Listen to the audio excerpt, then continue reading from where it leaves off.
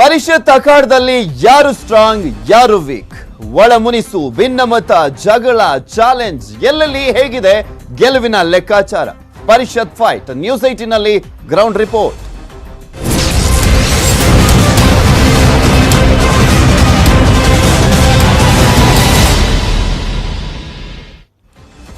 ವಿಧಾನ ಪರಿಷತ್ ಚುನಾವಣೆ ರಾಜ್ಯದಲ್ಲಿ ರಂಗೇರಿರುವಂತದ್ದು 20 ಕ್ಷೇತ್ರಗಳ 25 ಸ್ಥಾನಗಳಿಗೆ ನಡೀತಾ ಇರುವಂತಹ ಒಂದು ದೊಡ್ಡ ವಿಧಾನ ಪರಿಷತ್ ಚುನಾವಣೆ ಇದು ರಂಗೇರಿದೆ. ಪರಿಷತ್ ಚುನಾವಣಾ ಅಖಾಡ ಮೂರು ಪಕ್ಷಗಳಲ್ಲೂ ಕೂಡ ಅಷ್ಟೇ. ಇನ್ನ ಒಂದು 20 ಕ್ಷೇತ್ರದಲ್ಲಿ ನೆಕ್ ಟು ನೆಕ್ ಫೈಟ್ ಇದೆ, ಅದು ಕಾಂಗ್ರೆಸ್ ಮತ್ತು ಬಿಜೆಪಿ ನಡುವೆ ಇರುವಂತದ್ದು. ಇನ್ನ ಸ್ಥಳೀಯ ಸಂಸ್ಥೆಗಳಿಂದ ಪರಿಷತ್ಗೆ ಆಯ್ಕೆ ಆಗುವಂತಹ ವಿಚಾರಕ್ಕೆ ಸಂಬಂಧಪಟ್ಟಂತೆ ಮೂರು ಪಕ್ಷಗಳ ನಡುವೆ ಯಾವ್ಯಾವ ರೀತಿಯಾಗಿ ಫೈಟ್ ಇದೆ, ಯಾವ್ಯಾವ ಕ್ಷೇತ್ರದಲ್ಲಿ ಅನ್ನೋದ್ರ ಬಗ್ಗೆ ಮಾಹಿತಿಯನ್ನ ನೀಡ್ತಾ ಹೋಗ್ತೀನಿ. ಎಲ್ಲೆಲ್ಲಿ ಯಾವ ಪಕ್ಷದ ಅಭ್ಯರ್ಥಿ ಸ್ಟ್ರಾಂಗ್ ಇದ್ದಾರೆ, ಎಲ್ಲೆಲ್ಲಿ ಯಾವ ಅಭ್ಯರ್ಥಿ ಗೆಲ್ಲಬಹುದಾದಂತ ಚಾನ್ಸಸ್ಗಳು ಹೆಚ್ಚಿದೆ ಅನ್ನೋದ್ರ ಬಗ್ಗೆ ನ್ಯೂಸ್ 18 ಕನ್ನಡದಲ್ಲಿ ಗ್ರೌಂಡ್ ರಿಪೋರ್ಟ್ ಅನ್ನ ನಿಮ್ಮ ಮುಂದೆ ಇಡ್ತೀವಿ. ಮೂರು ಪಕ್ಷಕ್ಕೂ ಕೂಡ ಸಾಕಷ್ಟು ಪ್ರತಿಷ್ಠೆಯ ಕಣವಾಗಿರುವಂತದ್ದು. ಜೆಡಿಎಸ್ ಒಂದು 6 ಕ್ಷೇತ್ರದಲ್ಲಿ ಸಾಕಷ್ಟು ಪೈಪೋಟಿಯನ್ನ ಕೊಡ್ತಾ ಇದೆ. ಇನ್ನು ಉಳಿದಂತ ಎಲ್ಲ ಕ್ಷೇತ್ರಗಳಲ್ಲೂ ಕೂಡ ಕಾಂಗ್ರೆಸ್ ಮತ್ತು ಬಿಜೆಪಿ ನಡುವೆ ನೇರ ಫೈಟ್ ಇರುವಂತದ್ದು. ಅದರ ಜೊತೆಗೆ ಕೆಲವೊಂದು ಕ್ಷೇತ್ರಗಳಲ್ಲಿ ಈ ಎರಡೂ ರಾಷ್ಟ್ರೀಯ ಪಕ್ಷಗಳಿಗೆ ಪಕ್ಷೇತರ ಅಭ್ಯರ್ಥಿಗಳು ಹಾಗೆ ಕಾಂಗ್ರೆಸ್ ಅಥವಾ ಬಿಜೆಪಿಯ ಬಂಡಾಯ ಅಭ್ಯರ್ಥಿಗಳು ಕಂಟಕವಾಗಿ ಪರಿಣಮಿಸಿದ್ದಾರೆ ಗೆಲುವಿನ ನಿಟ್ಟಿನಲ್ಲಿ.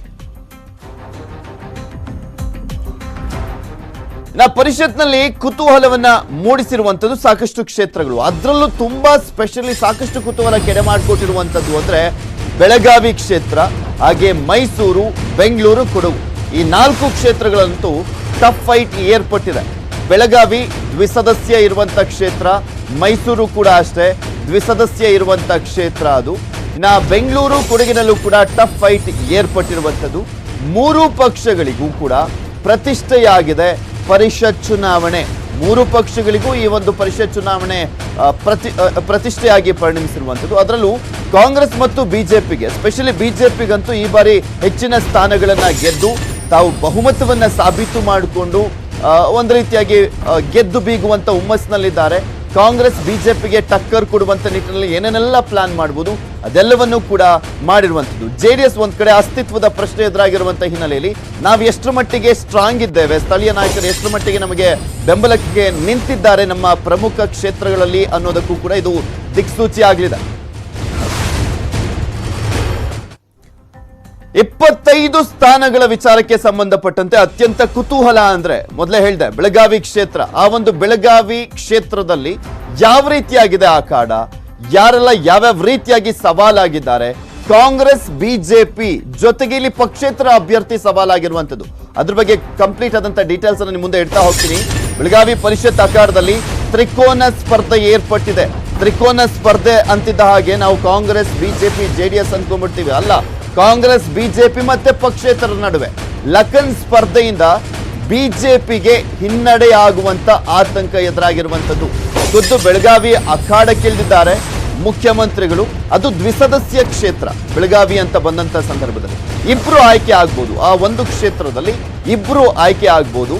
ಆದ್ರೆ ಯಾರು ಆ ಇಬ್ರು ಅನ್ನುವಂಥದ್ದೇ ಪ್ರಶ್ನೆ. ಕಾಂಗ್ರೆಸ್ ಬಿಜೆಪಿ ಆಯ್ಕೆ ಆಗುತ್ತಾ, ಅಥವಾ ಬಿಜೆಪಿ ಪಕ್ಷೇತರರು ಆಯ್ಕೆ ಆಗ್ತಾರ, ಅಥವಾ ಕಾಂಗ್ರೆಸ್ ಪಕ್ಷೇತರ ಆಯ್ಕೆ ಆಗ್ತಾರ? ಇದ್ರ ಬಗ್ಗೆನೇ ಸಾಕಷ್ಟು ಕುತೂಹಲ ಕೆಡೆ ಮಾಡಿಕೊಟ್ಟಿರುವಂಥದ್ದು. ಆದ್ರೆ ಲೆಕ್ಕಾಚಾರದ ಪ್ರಕಾರ ನೋಡೋದಾದ್ರೆ ಬಿಜೆಪಿ ಎಲ್ಲೋ ಒಂದ್ ಕಡೆ ಸ್ಟ್ರಾಂಗ್ ಇರುವ ರೀತಿ ಕಾಣಿಸುತ್ತೆ. ಯಾಕೆಂದ್ರೆ 13 ಜನ ಬಿಜೆಪಿ ಶಾಸಕರು ಇರುವಂತದ್ದು ಅಲ್ಲಿ. ಆದ್ರೆ 13 ಜನ ಶಾಸಕರಿದ್ರೂ ಕೂಡ ಕೆಲಸವನ್ನ ಮಾಡ್ತಾ ಇಲ್ಲ ಎಂಬ ಆರೋಪ ಎದುರಾಗಿದೆ. ಪರಿಷತ್ ಚುನಾವಣೆ ಬಿಟ್ಟು ಕ್ಷೇತ್ರಕ್ಕೆ ಅಷ್ಟೇ ಸೀಮಿತವಾಗಿದ್ದಾರ ಸಚಿವರು ಅನ್ನುವಂತ ಪ್ರಶ್ನೆನೂ ಕೂಡ ಇರುವಂತದ್ದು. ಸಚಿವರಾದಂಥ ಉಮೇಶ್ ಕತ್ತಿ ಅವರು ಶಶಿಕಲಾ ಜೊಲ್ಲೆಗೆ ಬಿಸಿ ಮುಟ್ಟಿಸಿದ್ದಾರೆ ಮುಖ್ಯಮಂತ್ರಿಗಳು. ಏಕೆಂದ್ರೆ ಇದು ಅನಿವಾರ್ಯ, ಗೆಲ್ಲಲೇಬೇಕಾದಂತಹ ಒಂದು ಚುನಾವಣೆ ಆಗಿರುವಂತಹ ಹಿನ್ನೆಲೆಯಲ್ಲಿ ಮತ್ತೊಂದು ಕಡೆ ಪ್ರತಿಷ್ಠೆ, ಅದರ ಜೊತೆಗೆ ಮುಖ್ಯಮಂತ್ರಿಗಳಿಗೆ ಸ್ಪೆಷಲಿ ತುಂಬಾ ಇಂಪಾರ್ಟೆಂಟ್ ಆಗುತ್ತೆ. ಯಾಕೆಂದ್ರೆ ಹಾನಗಲ್ ಕ್ಷೇತ್ರದಲ್ಲಿ ಸೋತಂತ ಹಿನ್ನೆಲೆಯಲ್ಲಿ ಆ ಒಂದು ಕಹಿಗಳಿಗೆ, ಆ ಒಂದು ನೆಗೆಟಿವ್ ಮಾರ್ಕ್ ಅಂತ ಏನ್ ಬಂದಿದೆ ಅದು ಹೋಗ್ಬೇಕು ಅಂದ್ರೆ ಪರಿಷತ್ ಚುನಾವಣೆಯ ರಿಸಲ್ಟ್ ತುಂಬಾ ಇಂಪಾರ್ಟೆಂಟ್ ಆಗುತ್ತೆ ಬಸವರಾಜ ಬೊಮ್ಮಾಯಿ ಅವರಿಗೆ. ಕಳೆದ ಬಾರಿ ನಿರಾಯಾಸವಾಗಿ ಜಯವನ್ನ ಸಾಧಿಸಿದ್ರು ಮಹಂತೇಶ್ ಕವಟಗಿಮಠ ಅವರು. ಈ ಸಲೂ ಕೂಡ ಅವರೇ ನಿಂತಿದ್ದಾರೆ ಬಿಜೆಪಿಯಿಂದ. ಈ ಸಲ ಕೆಲವು ನಾಯಕರಿಂದ ಕವಟಗಿಮಠ ಪರ ಪ್ರಚಾರವನ್ನ ಮಾಡಲಾಗ್ತಾ ಇದೆ ಬಿಜೆಪಿಯಲ್ಲಿ. ಕವಟಗಿಮಠ ಸೋತ್ರೆ ಅದನ್ನ ರಮೇಶ್ ಜಾರಕಿಹೊಳಿ ತಲೆಗೆ ಕಟ್ಟಲಿಕ್ಕೆ ಯತ್ನವನ್ನ ಮಾಡಲಾಗ್ತಾ ಇದೆ ಅನ್ನುವಂತ ವಿಶ್ಲೇಷಣೆ ಅಲ್ಲಿ ಕೇಳಿ ಬರ್ತಾ ಇರುವಂತದ್ದು. ಒಂದೇ ವೇದಿಕೆಯಲ್ಲಿ ಪ್ರತ್ಯೇಕ ಪ್ರಚಾರವನ್ನ ಮಾಡ್ತಾ ಇದ್ದಾರೆ ರಮೇಶ್ ಜಾರಕಿಹೊಳಿ ಅವರು ಮತ್ತು ಒಂದ್ ಕಡೆ ಲಖನ್ ಜಾರಕಿಹೊಳಿ ಅವರು. ಅವರಿಬ್ರು ಕೂಡ ಒಂದೇ ವೇದಿಕೆ, ಆದ್ರೆ ಒಂದ್ಸಲಿ ರಮೇಶ್ ಜಾರಕಿಹೊಳಿ ಅವರು ಬಂದು ಭಾಷಣ ಮಾಡೋಗ್ತಾರೆ, ಮತ್ತೊಂದ್ಸಲಿ ಲಖನ್ ಜಾರಕಿಹೊಳಿ ಅವರು ಬಂದು ಭಾಷಣ ಮಾಡ್ತಾರೆ ನನಗೆ ಬೆಂಬಲ ಕೊಡಿ ಅಂತ. ಸೊ ಹೀಗಾಗಿನೇ ಒಂದ್ ರೀತಿಯಾಗಿ ಗೊಂದಲ ಸೃಷ್ಟಿ ಆಗ್ಬಿಟ್ಟಿರುವಂತದ್ದು. ರಮೇಶ್ ಜಾರಕಿಹೊಳಿ ಅವರು ಒಂದು ರೀತಿಯಾದಂತ ಒಂದು ಗೊಂದಲವನ್ನ ಸೃಷ್ಟಿ ಮಾಡಿಬಿಟ್ಟಿದ್ದಾರೆ ಬೆಳಗಾವಿ ಕ್ಷೇತ್ರದಲ್ಲಿ. ಎಲ್ಲಾ ಗೊಂದಲಕ್ಕೂ ಕೂಡ ತೆರೆ ಎಳೆಯುವಂತ ನಿಟ್ಟಿನಲ್ಲಿ ಸಿಎಂ ಬೊಮ್ಮಾಯಿ ಅವರು ಎಂಟ್ರಿ ಕೊಟ್ಟಿದ್ದಾರೆ. ಅದ್ ಯಾವ ರೀತಿಯ ಗೊಂದಲ ಬಗೆಹರಿಯುತ್ತೆ ಅನ್ನೋದನ್ನ ಕಾದ್ ನೋಡ್ಬೇಕು. ಯಾಕೆಂದ್ರೆ ಅವರು ಒಂದ್ ಕಡೆ ಲಖನ್ ಜಾರಕಿಹೊಳಿ ಅವರು ನಮ್ಮ ಪಕ್ಷದ ಬಂಡಾಯ ಅಲ್ಲ, ಅವರು ಪಕ್ಷೇತರ ಅಂತ ಒಂದೊಂದ್ಸಲಿ ಹೇಳ್ತಾ ಇದ್ರು. ಈಗ ಕಾಂಗ್ರೆಸ್ನ ಬಂಡಾಯ ಅಭ್ಯರ್ಥಿ ಅಂತ ಹೇಳ್ತಾ ಇದ್ದಾರೆ ಬಸವರಾಜ ಬೊಮ್ಮಾಯಿ ಅವರು. ನೋಡ್ಬೇಕು ಏನಾಗುತ್ತೆ ಆ ಕ್ಷೇತ್ರದಲ್ಲಿ ಅಂತ. ಇನ್ನು ಕಾಂಗ್ರೆಸ್ನಿಂದ ಲಕ್ಷ್ಮೀ ಹೆಬ್ಬಾಳ್ಕರ್ ಅವರ ಸಹೋದರ ಚನ್ನರಾಜ್ ಹಟ್ಟಿಹೊಳಿಗೆ ಅಲ್ಲಿ ಟಿಕೆಟ್ ಅನ್ನ ಕೊಡ್ಲಾಗಿರುವಂತದ್ದು. ಅವರು ಕೂಡ ತುಂಬಾ ಸ್ಟ್ರಾಂಗ್ ಕ್ಯಾಂಡಿಡೇಟ್. ಕಾಂಗ್ರೆಸ್ಗೂ ಕೂಡ ಪರಿಷತ್ ಚುನಾವಣೆ ಪ್ರತಿಷ್ಠೆ ಆಗಿದೆ. ಡಿ.ಕೆ. ಶಿವಕುಮಾರ್ ಅವರು ಕೂಡ ಪ್ರತಿಷ್ಠೆ ಪಣಕ್ಕಿಟ್ಟು ಗೆಲ್ಲಲೇಬೇಕು ಅಂತ ಹೋರಾಟವನ್ನು ಮಾಡ್ತಿದ್ದಾರೆ. ಸತೀಶ್ ಜಾರಕಿಹೊಳಿ ಅವರು ಕೂಡ ಅಷ್ಟೇ ಕಾಂಗ್ರೆಸ್ ಅಭ್ಯರ್ಥಿಯನ್ನ ಗೆಲ್ಲಿಸಲೇಬೇಕು ಅನ್ನುವಂಥ ನಿಟ್ಟಿನಲ್ಲಿ ಆ ಒಂದು ಕ್ಷೇತ್ರಗಳಲ್ಲಿ ಸಾಕಷ್ಟು ಸಂಚಾರವನ್ನು ಮಾಡ್ತಾ ಇರುವಂಥದ್ದು, ಮಿಂಚಿನ ಸಂಚಾರವನ್ನು ಮಾಡ್ತಿದ್ದಾರೆ ತಮ್ಮ ಅಭ್ಯರ್ಥಿಯನ್ನ ಗೆಲ್ಲಿಸಿಕೊಂಡು ಬರುವಂತ ನಿಟ್ಟಿನಲ್ಲಿ. ಸೊ ಹೀಗಾಗಿ ಈ ಕ್ಷೇತ್ರದಲ್ಲಿ ಆಯ್ಕೆ ಆಗುವಂತ ಇಬ್ಬರು ಯಾರು ಅನ್ನುವಂತ ಪ್ರಶ್ನೆಗೆ ಉತ್ತರ ಸಿಗಬೇಕಾಗಿದೆ. ಅದು 10ನೇ ತಾರೀಕು, ಇನ್ನೇನು ಹತ್ರ ಬಂದ್ಬಿಡ್ತು ಚುನಾವಣೆ. ಸೊ ಹೀಗಾಗಿನೇ ಸಾಕಷ್ಟು ಪೈಪೋಟಿ ಏರ್ಪಟ್ಟಿದೆ. ಇದ್ರ ಬಗ್ಗೆ ಮತ್ತಷ್ಟು ಡೀಟೇಲ್ಸ್ ಅನ್ನ ನೀಡ್ತಾರೆ ನಮ್ಮ ಪ್ರತಿನಿಧಿ ಚಂದ್ರಕಾಂತ್ ಸುಗಂಧಿ. ದೂರವಾಣಿ ಸಂಪರ್ಕದಲ್ಲಿ ಜಾಯ್ನ್ ಆಗ್ತಾ ಇದ್ದಾರೆ. ಚಂದ್ರಕಾಂತ್ ಸುಗಂಧಿ, ಈ ಒಂದು ವಿಧಾನ ಪರಿಷತ್ ಚುನಾವಣೆಯಲ್ಲಿ ಅತ್ಯಂತ ಕುತೂಹಲ ಕೆಡೆ ಮಾಡಿಕೊಟ್ಟಿರುವಂತ ಕ್ಷೇತ್ರ ಅಂದ್ರೆ ಅದು ಬೆಳಗಾವಿ. ಯಾರಿಬ್ರು ಆಯ್ಕೆ ಆಗ್ತಾರೆ ಅನ್ನುವಂಥದ್ದು ಸಾಕಷ್ಟು ಕುತೂಹಲ ಕೆಡೆ ಮಾಡಿಕೊಟ್ಟಿದೆ. ಕಾಂಗ್ರೆಸ್ ಬಿಜೆಪಿನ, ಕಾಂಗ್ರೆಸ್ ಪಕ್ಷೇತರ ಅಭ್ಯರ್ಥಿನ, ಬಿಜೆಪಿ ಪಕ್ಷೇತರ ಅಭ್ಯರ್ಥಿನ ಅಂತ ಯಾವ ರೀತಿಯ ಕಂಡು ಬರ್ತಾ ಇದೆ? ಮೇಲ್ನೋಟಕ್ಕೆ ಏನ್ ಹೇಳ್ಬೋದು ಆ ಕ್ಷೇತ್ರದ ವಿಚಾರಕ್ಕೆ ಸಂಬಂಧಪಟ್ಟಂತೆ? ಪೃಥ್ವಿರಾಜ್, ಖಂಡಿತವಾಗ್ಲೂ ರಾಜ್ಯದಲ್ಲಿ ಬೆಳಗಾವಿಯ ಏನು ಈ ವಿಧಾನ ಪರಿಷತ್ ಚುನಾವಣೆ ಕುತೂಹಲಕ್ಕೆ ಕಾರಣವಾಗಿದೆ. ಏನು ಈ ಕ್ಷಣದವರೆಗೂ ಕೂಡ ಏನನ್ನೂ ಹೇಳಕ್ಕೆ ಸಾಧ್ಯ ಇಲ್ಲ. ಯಾಕಂದ್ರೆ ಕೊನೆ 2 ದಿನಗಳಲ್ಲಿ ಬೆಳಗಾವಿಯ ರಾಜಕಾರಣವೇ ಬದಲಾಗ್ತಕ್ಕಂಥದ್ದು. ಎಲ್ಲ ನಾಯಕರು ಅಷ್ಟೊಂದು ಪ್ರಭಾವಿಗಳಿದ್ದಾರೆ ಇಲ್ಲಿ. ಪ್ರಮುಖವಾಗಿ ಈ ಬಾರಿ ಚುನಾವಣೆ ಅಂತಂದ್ರೆ ಮೇಲ್ನೋಟಕ್ಕೆ ತ್ರಿಕೋನ ಸ್ಪರ್ಧೆ ಇದ್ರು ಕೂಡ ಏನು ಪಕ್ಷೇತರ ಅಭ್ಯರ್ಥಿ ಲಖನ್ ಜಾರಕಿಹೊಳಿ ಯಾರದ ಮತಬುಟ್ಟಿಗೆ ಕೈ ಹಾಕ್ತಾರೆ ಅನ್ನತಕ್ಕಂಥದ್ದು ಬಹಳ ಮುಖ್ಯವಾಗಿದೆ. ಕಳೆದ ಚುನಾವಣೆ ಸಂದರ್ಭದಲ್ಲೂ ಕೂಡ ಇದೇ ರೀತಿಯ ವಾತಾವರಣ ಮತ್ತು ಇದೇ ರೀತಿಯ ಸ್ಥಿತಿ ಬೆಳಗಾವಿಯಲ್ಲಿತ್ತು. ಆಗ ಲಖನ್ ಜಾರಕಿಹೊಳಿ ಬದಲಿಗೆ ವಿವೇಕ್ ರಾವ್ ಪಾಟೀಲ್ ಇದ್ರು. ಆಗ ಕಾಂಗ್ರೆಸ್ನ ಅಧಿಕೃತ ಅಭ್ಯರ್ಥಿಯನ್ನ ಸೋಲಿಸಲಾಗಿತ್ತು. ಆದ್ರೆ ಈ ಬಾರಿ ಏನಂತಂದ್ರೆ ರಮೇಶ್ ಜಾರಕಿಹೊಳಿ ಬಿಜೆಪಿಯಲ್ಲಿರೋದ್ರಿಂದ ಬಿಜೆಪಿಯ ಮತ ವಿಭಜನೆ ಆಗುತ್ತೆ ಅಂತ ಹೇಳಿ ಈಗ ಹೇಳಾಗ್ತದೆ. ಆದ್ರೆ ರಮೇಶ್ ಜಾರಕಿಹೊಳಿ ಮಾತ್ರ ನಾವು ಯಾವುದೇ ಕಾರಣಕ್ಕೂ ಬಿಜೆಪಿ ಮತಕ್ಕೆ ಕೈ ಹಾಕಲ್ಲ, ನಾವು ಕಾಂಗ್ರೆಸ್ನ ಸೋಲಿಸುವುದೇ ನಮ್ಮ ಗುರಿ ಅಂತೇಳಿ ಸಹೋದರನ್ನ ನಿಲ್ಲಿಸಿದ್ದಾರೆ. ಈ ನೆಲೆಯಲ್ಲಿ ಏನು ಬಿಜೆಪಿಯಲ್ಲಿ ಹಿನ್ನಡೆ ಆಗುವಂತ ಆತಂಕ ಹಿನ್ನೆಲೆಯಲ್ಲಿ ಸ್ವತಃ ಸಿಎಂ ಬಸವರಾಜ ಬೊಮ್ಮಾಯಿ ಇವತ್ತು ಬೆಳಗಾವಿಗೆ ಆಗಮಿಸಿದ್ದಾರೆ. ಬೆಳಗಾವಿಯ ಖಾಸಗಿ ರೆಸಾರ್ಟ್ ನಲ್ಲಿ ಈಗ ಸದ್ಯ ಒಂದು ಸಭೆಯನ್ನು ಆರಂಭವಾಗಿರ್ತಕ್ಕಂಥದ್ದು. ಸಭೆಗೆ ಜಾರಕಿಹೊಳಿ ಸಹೋದರರು ಬರ್ತಾರ ಅಂತಕ್ಕಂಥ ಒಂದು ಪ್ರಶ್ನೆ ಇತ್ತು. ಸದ್ಯ ಈಗ ಸಭೆಗೆ ರಮೇಶ್ ಜಾರಕಿಹೊಳಿ ಮತ್ತು ಬಾಲಚಂದ್ರ ಜಾರಕಿಹೊಳಿ ಹಾಜರಾಗಿದ್ದಾರೆ. ಜೊತೆಗೆ ಜಿಲ್ಲೆಯ ಎಲ್ಲ ನಾಯಕರು, ಪ್ರಮುಖವಾಗಿ ಬಹುತೇಕ ಶಾಸಕರು ಅಂದ್ರೆ ಜಿಲ್ಲೆಯಲ್ಲಿ 13 ಜನ ಶಾಸಕರಿದ್ದಾರೆ ಮತ್ತು 3 ಜನ ಲೋಕಸಭಾ ಸದಸ್ಯರಿದ್ದಾರೆ. ಎಲ್ಲರೂ ಕೂಡ ಈಗ ಸಭೆಗೆ ಬರ್ತಾ ಇದ್ದಾರೆ. ಸಭೆಯಲ್ಲಿ ಎಲ್ಲಾ ಶಾಸಕರಿಗೂ ಮತ್ತು ಮುಖಂಡರಿಗೂ ಸಿಎಂ ಖಡಕ್ ಸೂಚನೆ ನೀಡುವ ಸಾಧ್ಯತೆ ಇದೆ. ಯಾಕಂದ್ರೆ ಇದುವರೆಗೂ ಕೂಡ ಅಬ್ಬರದ ಪ್ರಚಾರವನ್ನ ಮಾಡುವಲ್ಲಿ ಬಿಜೆಪಿ ಹಿಂದೆ ಬಿದ್ದಿರ್ತಕ್ಕಂಥದ್ದು. ಜೊತೆಗೆ ರಮೇಶ್ ಜಾರಕಿಹೊಳಿ ಒಂದ್ ಕಡೆ ಲಖನ್ ಜಾರಕಿಹೊಳಿ ಪರವಾಗಿ ಬ್ಯಾಟಿಂಗ್ ಮಾಡ್ತಾರೆ, ಮತ್ತೊಂದು ಕಡೆ ಕೌಟಿಗಿಮಠ್ ಪರ ಬ್ಯಾಟಿಂಗ್ ಮಾಡ್ತಾರೆ. ಇದು ಕಾರ್ಯಕರ್ತರಲ್ಲಿ ತುಂಬಾ ಇರುತ್ತೆ ಚಂದ್ರಕಾಂತ್ ಸುಗಂಧಿ. ಎಲೆಕ್ಷನ್ ಅಂತ ಬಂದಂತ ಸಂದರ್ಭದಲ್ಲಿ, ಆದ್ರೂ ಈ ವಿಧಾನ ಪರಿಷತ್ ಅಂತ ಬಂದಂತ ಸಂದರ್ಭದಲ್ಲಿ ದ್ವಿಸದಸ್ಯ ಕ್ಷೇತ್ರಗಳಲ್ಲಿ ಮೊದಲ ಪ್ರಾಶಸ್ತ್ಯದ ಮತಗಳು, 2ನೇ ಪ್ರಾಶಸ್ತ್ಯದ ಮತಗಳು, ಈ ರೀತಿಯಾಗಿ ರಮೇಶ್ ಜಾರಕಿಹೊಳಿ ಅವರು ಪ್ರಚಾರ ಮಾಡುವಂತ ಸಂದರ್ಭದಲ್ಲಿ ಯಾರಿಗೆ ಮೊದಲ ಪ್ರಾಶಸ್ತ್ಯದ ಮತ, 2ನೇ ಪ್ರಾಶಸ್ತ್ಯದ ಮತ, ಆ ಗುಟ್ಟೇನಾದ್ರೂ ಬಿಟ್ಕೊಟ್ಟಿದಾರ ಪ್ರಚಾರ ಮಾಡೋ ಸಂದರ್ಭದಲ್ಲಿ? ಗೊತ್ತಾಗ್ತಾ ಇದೆಯಾ ಅದೇನಾದ್ರೂ? ಪೃಥ್ವಿರಾಜ್, ಸದ್ಯ ಅವರು ಎಲ್ಲ ಕಡೆಗಳಲ್ಲೂ ಕೂಡ ರಮೇಶ್ ಜಾರಕಿಹೊಳಿ ಆಕ್ಟಿವ್ ಆಗಿ ಓಡಾಡಿದ್ದಾರೆ. ಯಾಕಂದ್ರೆ ಬೆಳಗಾವಿ ಜಿಲ್ಲೆಯಲ್ಲಿ ಸದ್ಯ ಇಬ್ರು ಸಚಿವರಿದ್ದಾರೆ, ಶಶಿಕಲಾ ಜೊಲ್ಲೆ ಮತ್ತು ಉಮೇಶ್ ಕತ್ತಿ. ಅವರೆಲ್ಲರೂ ಕೂಡ ಇನ್ನು ಪರಿಷತ್ ಚುನಾವಣೆಯಲ್ಲಿ ಜಿಲ್ಲೆಯಾದ್ಯಂತ ಓಡಾಡಿಲ್ಲ. ಆದ್ರೆ ರಮೇಶ್ ಜಾರಕಿಹೊಳಿ ಪ್ರತಿಯೊಂದು ಜಿಲ್ಲಾ ಪಂಚಾಯತ್ ಕ್ಷೇತ್ರ ಪ್ರಚಾರ ನಡೆಸಿದ್ದಾರೆ. ಆದ್ರೆ ಕೊನೆ 2 ದಿನಗಳಲ್ಲಿ ನಾವು ನಿಮ್ಗೆ ಹೇಳ್ತೇವೆ, ಮೊದಲನೇ ಓಟ್ ಯಾರಿಗೆ ಹಾಕಬೇಕು, 2ನೇ ಓಟ್ ಯಾರಿಗೆ ಹಾಕಬೇಕು ಅನ್ನೋದು ಅಲ್ಲಿವರೆಗೂ ಕೂಡ ನಾವು ನಿರ್ಧಾರ ಮಾಡಲ್ಲ ಅಂತ ಈ ಮೂಲಕ ಏನಂದ್ರೆ ಆ ಗುಟ್ಟನ್ನ ಎಲ್ಲೂ ಕೂಡ ರಮೇಶ್ ಜಾರಕಿಹೊಳಿ ಬಿಟ್ಟುಕೊಟ್ಟಿಲ್ಲ. ರಮೇಶ್ ಜಾರಕಿಹೊಳಿ ಸ್ವತಃ ತಮ್ಮ ಸಹೋದರ ಲಖನ್ ಜಾರಕಿಹೊಳಿನ ಗೆಲ್ಲಿಸುವುದರಲ್ಲಿ ಮಹತ್ವದ ಪಾತ್ರವನ್ನ ಈ ಒಂದು ಚುನಾವಣೆಯಲ್ಲಿ ವಹಿಸಿದ್ದಾರೆ. ಮತ್ತೊಂದು ಕಡೆ ಕಾಂಗ್ರೆಸ್ ಕೂಡ ಈ ಒಂದು ಚುನಾವಣೆಯಲ್ಲಿ ಒಗ್ಗಟ್ಟಿನ ಪ್ರದರ್ಶನ ಮಾಡ್ತಾ ಇದೆ. ಸತೀಶ್ ಜಾರಕಿಹೊಳಿ ನೇತೃತ್ವದಲ್ಲಿ ಎಲ್ಲ ಕಡೆಗಳಲ್ಲೂ ಕೂಡ ಅವರು ಪ್ರಚಾರ ಮಾಡ್ತಿದ್ದಾರೆ. ಆದ್ರೆ ಕಾಂಗ್ರೆಸ್ಗೆ ಒಳ ಏಟಾಗುತ್ತಾ ಅಥವಾ ಬಿಜೆಪಿಗೆ ಒಳ ಏಟಾಗುತ್ತಕ್ಕಂಥದ್ದು ಇನ್ನೂ ಕೂಡ ಸ್ಪಷ್ಟವಾಗಿಲ್ಲ. ಸಿಎಂ ಇವತ್ತು ಯಾವ ರೀತಿ ಖಡಕ್ ಸೂಚನೆಯನ್ನು ಕೊಡ್ತಾರೆ ಅಂತಕ್ಕಂಥದ್ರ ಮೇಲೆ ಬಿಜೆಪಿ ಅಭ್ಯರ್ಥಿಯ ಭವಿಷ್ಯ ನಿರ್ಧಾರವಾಗಲಿದೆ. Prithviraj, okay, thank you Chandrakant Sugandhi ನಿಮ್ಮೆಲ್ಲ ಡೀಟೇಲ್ಸ್ಗಾಗಿ. ಮೈಸೂರು ಚಾಮರಾಜನಗರ ಕ್ಷೇತ್ರ ಏನಿದೆ ಅದು ಕೂಡ ಸಾಕಷ್ಟು ಕುತೂಹಲ ಕೆಡೆ ಮಾಡಿಕೊಟ್ಟಿರುವಂತದ್ದು. ಯಾಕೆಂದ್ರೆ ಅದು ಕೂಡ ದ್ವಿಸದಸ್ಯ ಕ್ಷೇತ್ರ. ಈ ಒಂದು ಕ್ಷೇತ್ರದಲ್ಲಿ ಆಯ್ಕೆ ಆಗುವಂತ ಇಬ್ಬರು ಅಭ್ಯರ್ಥಿಗಳು ಯಾರಾಗ್ಬೋದು, ಯಾವ ಪಕ್ಷದವರು ಅನ್ನುವಂತ ಒಂದು ಕುತೂಹಲ ಎಡೆ ಮಾಡಿಕೊಟ್ಟಿದೆ. ಇಲ್ಲೂ ಕೂಡ ತ್ರಿಕೋನ ಸ್ಪರ್ಧೆ ಅಂತ ಕಾಣಿಸ್ತಾ ಇರುವಂತದ್ದು. ಆ ರೀತಿಯಾಗಿ ಅನ್ಸಿದ್ರು ಕೂಡ ಎರಡು ಪಕ್ಷಗಳ ನಡುವೆ ನೇರ ಫೈಟ್ ಇದೆ. ಎರಡನೇ ಪ್ರಾಶಸ್ತ್ಯದ ಓಟಿಗಾಗಿ ಭಾರಿ ಪೈಪೋಟಿ ನಡೀತಾ ಇರುವಂತದ್ದು ಈ ಎರಡು ಸ್ಥಾನಗಳಿಗೋಸ್ಕರ. ಬಿಜೆಪಿಯಿಂದ ರಘು ಕೌಟಿಲ್ಯ ಅಖಾಡದಲ್ಲಿದ್ದಾರೆ, ಜೆಡಿಎಸ್ ನಿಂದ ಮಂಜೇಗೌಡ ಅಖಾಡಕ್ಕಿಳಿದಿರುವಂತದ್ದು, ಕಾಂಗ್ರೆಸ್ನಿಂದ ಡಾಕ್ಟರ್ ಡಿ ತಿಮ್ಮಯ್ಯ ಅವರು ಪರಿಷತ್ ಕಣದಲ್ಲಿ ಇರುವಂತದ್ದು. ಸೊ ಹೀಗಾಗಿ ಯಾರು ಗೆಲ್ಬಹುದು ಈ ಕ್ಷೇತ್ರದಲ್ಲಿ ಅನ್ನುವಂತ ಕುತೂಹಲ ಇದೆ. ಕಳೆದ ಬಾರಿ ಕಾಂಗ್ರೆಸ್ ಮತ್ತು ಜೆಡಿಎಸ್ನ ಇಬ್ಬರು MLCಗಳು ಆಯ್ಕೆ ಆಗಿದ್ರು, ಅಭ್ಯರ್ಥಿಗಳು MLCಗಳಾಗಿದ್ರು. ಈಗ ಬಿಜೆಪಿ ದೊಡ್ಡ ಫೈಟ್ ಕೊಡ್ತಾ ಇದೆ, ಏನಾಗುತ್ತೆ ಅಲ್ಲಿ ಅನ್ನುವಂಥ ಕುತೂಹಲ ಇದೆ. ಈಗ ಜೆಡಿಎಸ್ಗೆ ಈ ಬಾರಿ ಹೊಸ ಸವಾಲಿರುವಂಥದ್ದು. ಅದು ಈ ಬಾರಿ ಸಂದೇಶ್ ನಾಗರಾಜ್ ಕಣದಲ್ಲಿ ಇಲ್ಲ. ಅವರು ಬಿಜೆಪಿಯಲ್ಲಿ ಎಕ್ಸ್ಪೆಕ್ಟ್ ಮಾಡಿದ್ರು ಟಿಕೆಟ್ ಸಿಗುತ್ತೆ ಅಂತ, ಜೆಡಿಎಸ್ ನಲ್ಲಿ ಬೇಡ ಅಂತ. ಕೊನೆ ಕ್ಷಣದಲ್ಲಿ ಕುಮಾರಸ್ವಾಮಿ ಅವರನ್ನ ಅಪ್ರೋಚ್ ಮಾಡಿದ್ರು ಕೂಡ ಕುಮಾರಸ್ವಾಮಿ ಅವರು ಕೊಡ್ಲಿಲ್ಲ ಅವರಿಗೆ. ಇನ್ನು ಕಾಂಗ್ರೆಸ್ ನಿಂದ ಟಿಕೆಟ್ ಎಕ್ಸ್ಪೆಕ್ಟ್ ಮಾಡಿದಂತ ಮಂಜೇಗೌಡರಿಗೆ ಟಿಕೆಟ್ ಸಿಗಲಿಲ್ಲ. ಸೊ ಹೀಗಾಗಿ ಅವರು ಜೆಡಿಎಸ್ ನಿಂದ ಸ್ಪರ್ಧೆ ಮಾಡಿದ್ದಾರೆ. ಕಾಂಗ್ರೆಸ್ ನಿಂದ ಬಂದಂತ ಮಂಜೇಗೌಡರಿಗೆ ಜೆಡಿಎಸ್ ಟಿಕೆಟ್ ಅನ್ನ ಕೊಟ್ಟಿರುವಂತದ್ದು. ಜೆಡಿಎಸ್ ನಿಂದ ದೂರವಿದ್ದಾರೆ GT ದೇವೇಗೌಡ. ಕಾಂಗ್ರೆಸ್ ಸೇರುವಂತ ನಿಟ್ಟಿನಲ್ಲಿ ಅವರೇ ಈಗ ಆಲ್ರೆಡಿ ಮುಂದಾಗಿದ್ದಾರೆ ಅನ್ನುವಂಥ ಮಾತುಗಳನ್ನ ನೋಡ್ತಾನೆ ಇರ್ತೀವಿ, ಆ ಸುದ್ದಿಯನ್ನ. ಸೊ ನೋಡ್ಬೇಕು ಈಗ GT ದೇವೇಗೌಡರ ನಡೆ ಯಾವ ಕಡೆ ಹೋಗುತ್ತೆ ಅನ್ನುವಂಥದ್ದು. ಮತ್ತು ಒಂದ್ ಕಡೆ ಸಾಕಷ್ಟು ಕುತೂಹಲ ಅಂದ್ರೆ ಜೆಡಿಎಸ್ಗೆ ಸಪೋರ್ಟ್ ಮಾಡುವಂತ ನಿಟ್ಟಿನಲ್ಲಿ ಅಲ್ಲಿನ ಶಾಸಕರು ಎಷ್ಟು ಮಟ್ಟಿಗೆ ಶ್ರಮಿಸ್ತಾರೆ ಅನ್ನುವಂಥದ್ದು ಕೂಡ ಈ ಬಾರಿ ಗೊತ್ತಾಗುತ್ತೆ. ಗೆಲ್ಲುವಂಥದ್ದು ಕಷ್ಟ ಆಗುತ್ತಾ ಜೆಡಿಎಸ್ಗೆ, ಅಲ್ಲಿನ ಶಾಸಕರು ಸ್ವಲ್ಪ ಮಟ್ಟಿಗೆ ಹೆಚ್ಚು ಕಮ್ಮಿ ಮಾಡಿದ್ರು ಅನ್ನುವಂಥ ಪ್ರಶ್ನೆ ಇರುವಂಥದ್ದು. ಸಿದ್ದರಾಮಯ್ಯ ಆಪ್ತ ಧರ್ಮಸೇನಾ ಅಖಾಡದಲ್ಲಿ ಇಲ್ಲ, ಅವರಿಗೆ ಟಿಕೆಟ್ ಕೊಡ್ಲಿಲ್ಲ ಈ ಬಾರಿ ಹೊಸ ಅಭ್ಯರ್ಥಿ ಡಾಕ್ಟರ್ ಡಿ ತಿಮ್ಮಯ್ಯ ಅವರಿಗೆ ಟಿಕೆಟ್ ಅನ್ನ ನೀಡಲಾಗಿದೆ. ಈ ಹಿಂದೆ ಈ ಧರ್ಮಸೇನಾ ಅವರ ಕುಟುಂಬದವರೇ ಹತ್ತತ್ರ ಒಂದು 25-30 ವರ್ಷದಿಂದಲೂ ಕೂಡ ಅವರೇ ನಿಂತ್ಕೊಳ್ತಾ ಬರ್ತಾ ಇದ್ರು. ಆದ್ರೆ ಈಗ ಅವರಿಗೆ ಟಿಕೆಟ್ ಕೊಟ್ಟಿಲ್ಲ, ಹೊಸ ಅಭ್ಯರ್ಥಿಗೆ ಮಣೆಯನ್ನ ಹಾಕಲಾಗಿದೆ. ಡಾಕ್ಟರ್ ಡಿ ತಿಮ್ಮಯ್ಯ ಅವರಿಗೆ ಟಿಕೆಟ್ ಅನ್ನ ಕೊಡಲಾಗಿರುವಂತಹ ಹಿನ್ನೆಲೆಯಲ್ಲಿ ಕಾಂಗ್ರೆಸ್ ಈ ಅಭ್ಯರ್ಥಿಯನ್ನ ಗೆಲ್ಲಿಸಿಕೊಂಡು ಬರುವಂತ ನಿಟ್ಟಿನಲ್ಲಿ ಸಾಕಷ್ಟು ಹರಸಾಹಸವನ್ನ ಮಾಡ್ತಾ ಇರುವಂತದ್ದು. ಸಿದ್ದರಾಮಯ್ಯನವರು ಕೂಡ ದೊಡ್ಡ ಮಟ್ಟದಲ್ಲೇ ಪ್ರಚಾರವನ್ನ ಮಾಡಿದ್ರು ತಮ್ಮ ಅಭ್ಯರ್ಥಿಯನ್ನ ಗೆಲ್ಲಿಸಿಕೊಂಡು ಬರುವಂತ ನಿಟ್ಟಿನಲ್ಲಿ. ಮತ್ತು ಒಂದ್ ಕಡೆ ಬಿಜೆಪಿ ಕೂಡ ಅಷ್ಟೇ, ಯಡಿಯೂರಪ್ಪನವರು ಸಾಕಷ್ಟು ಪ್ರಚಾರವನ್ನ ಮಾಡಿದ್ದಾರೆ. ಮೊನ್ನೆ ಅಷ್ಟೇ ಚಾಮರಾಜನಗರ ಅಲ್ಲೆಲ್ಲ ಹೋಗ್ಬಿಟ್ಟು ಪ್ರಚಾರವನ್ನ ಮಾಡಿದ್ರು. ಇಬ್ಬರು ಸಂಸದರು ಮೈಸೂರು ಮತ್ತು ಚಾಮರಾಜನಗರ ಎರಡೂ ಕೂಡ ಬಿಜೆಪಿಯವರೇ ಇದ್ದಾರೆ. ಯಾವ ರೀತಿಯಾಗಿ ಪ್ರಯತ್ನ ಪಡ್ತಾ ಇದ್ದಾರೆ ಬಿಜೆಪಿ ಅಭ್ಯರ್ಥಿಯನ್ನ ಗೆಲ್ಲಿಸುವಂತ ನಿಟ್ಟಿನಲ್ಲಿ ಅನ್ನೋದನ್ನ ಕಾದ್ ನೋಡೋಣ. GT ದೇವೇಗೌಡರು ಒಂದಾಗ್ತಾ ಇರುವಂತಹದ್ದು ಈ ಭಾಗದಲ್ಲಿ ಬಿಜೆಪಿಗೆ ಎಫೆಕ್ಟ್ ಮಾಡುತ್ತಾ? ಅದು ಒಂಥರ ನಗಪಾಟ್ಲಗೀಡಾಗಿದ್ದಾರೆ, ನನಗಲ್ಲ ನಿಮಗಳಿಗೂ ಕೂಡ.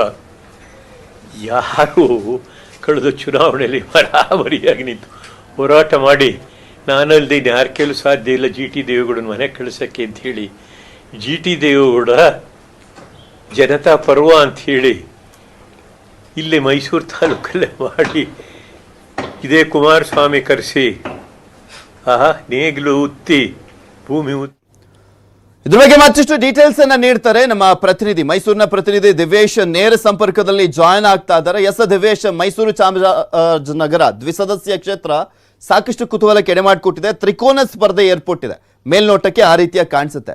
ಬಟ್ ಯಾವ ರೀತಿಯಾಗಿ ಪ್ರಚಾರ ಮಾಡ್ತಿದ್ದಾರೆ ಅನ್ನುವಂಥದ್ದು ತುಂಬಾ ಇಂಪಾರ್ಟೆಂಟ್. ಯಾರಿಗೆ ಇಲ್ಲಿ ನೆಕ್ ಟು ನೆಕ್ ಫೈಟ್ ಕಾಣಿಸ್ತಾ ಇರುವಂತದ್ದು, ಯಾರಿಬ್ರು ಆಯ್ಕೆ ಆಗುವಂತ ಚಾನ್ಸಸ್ ಜಾಸ್ತಿ ಇದೆ ಅಂತ ಅನ್ಸುತ್ತೆ?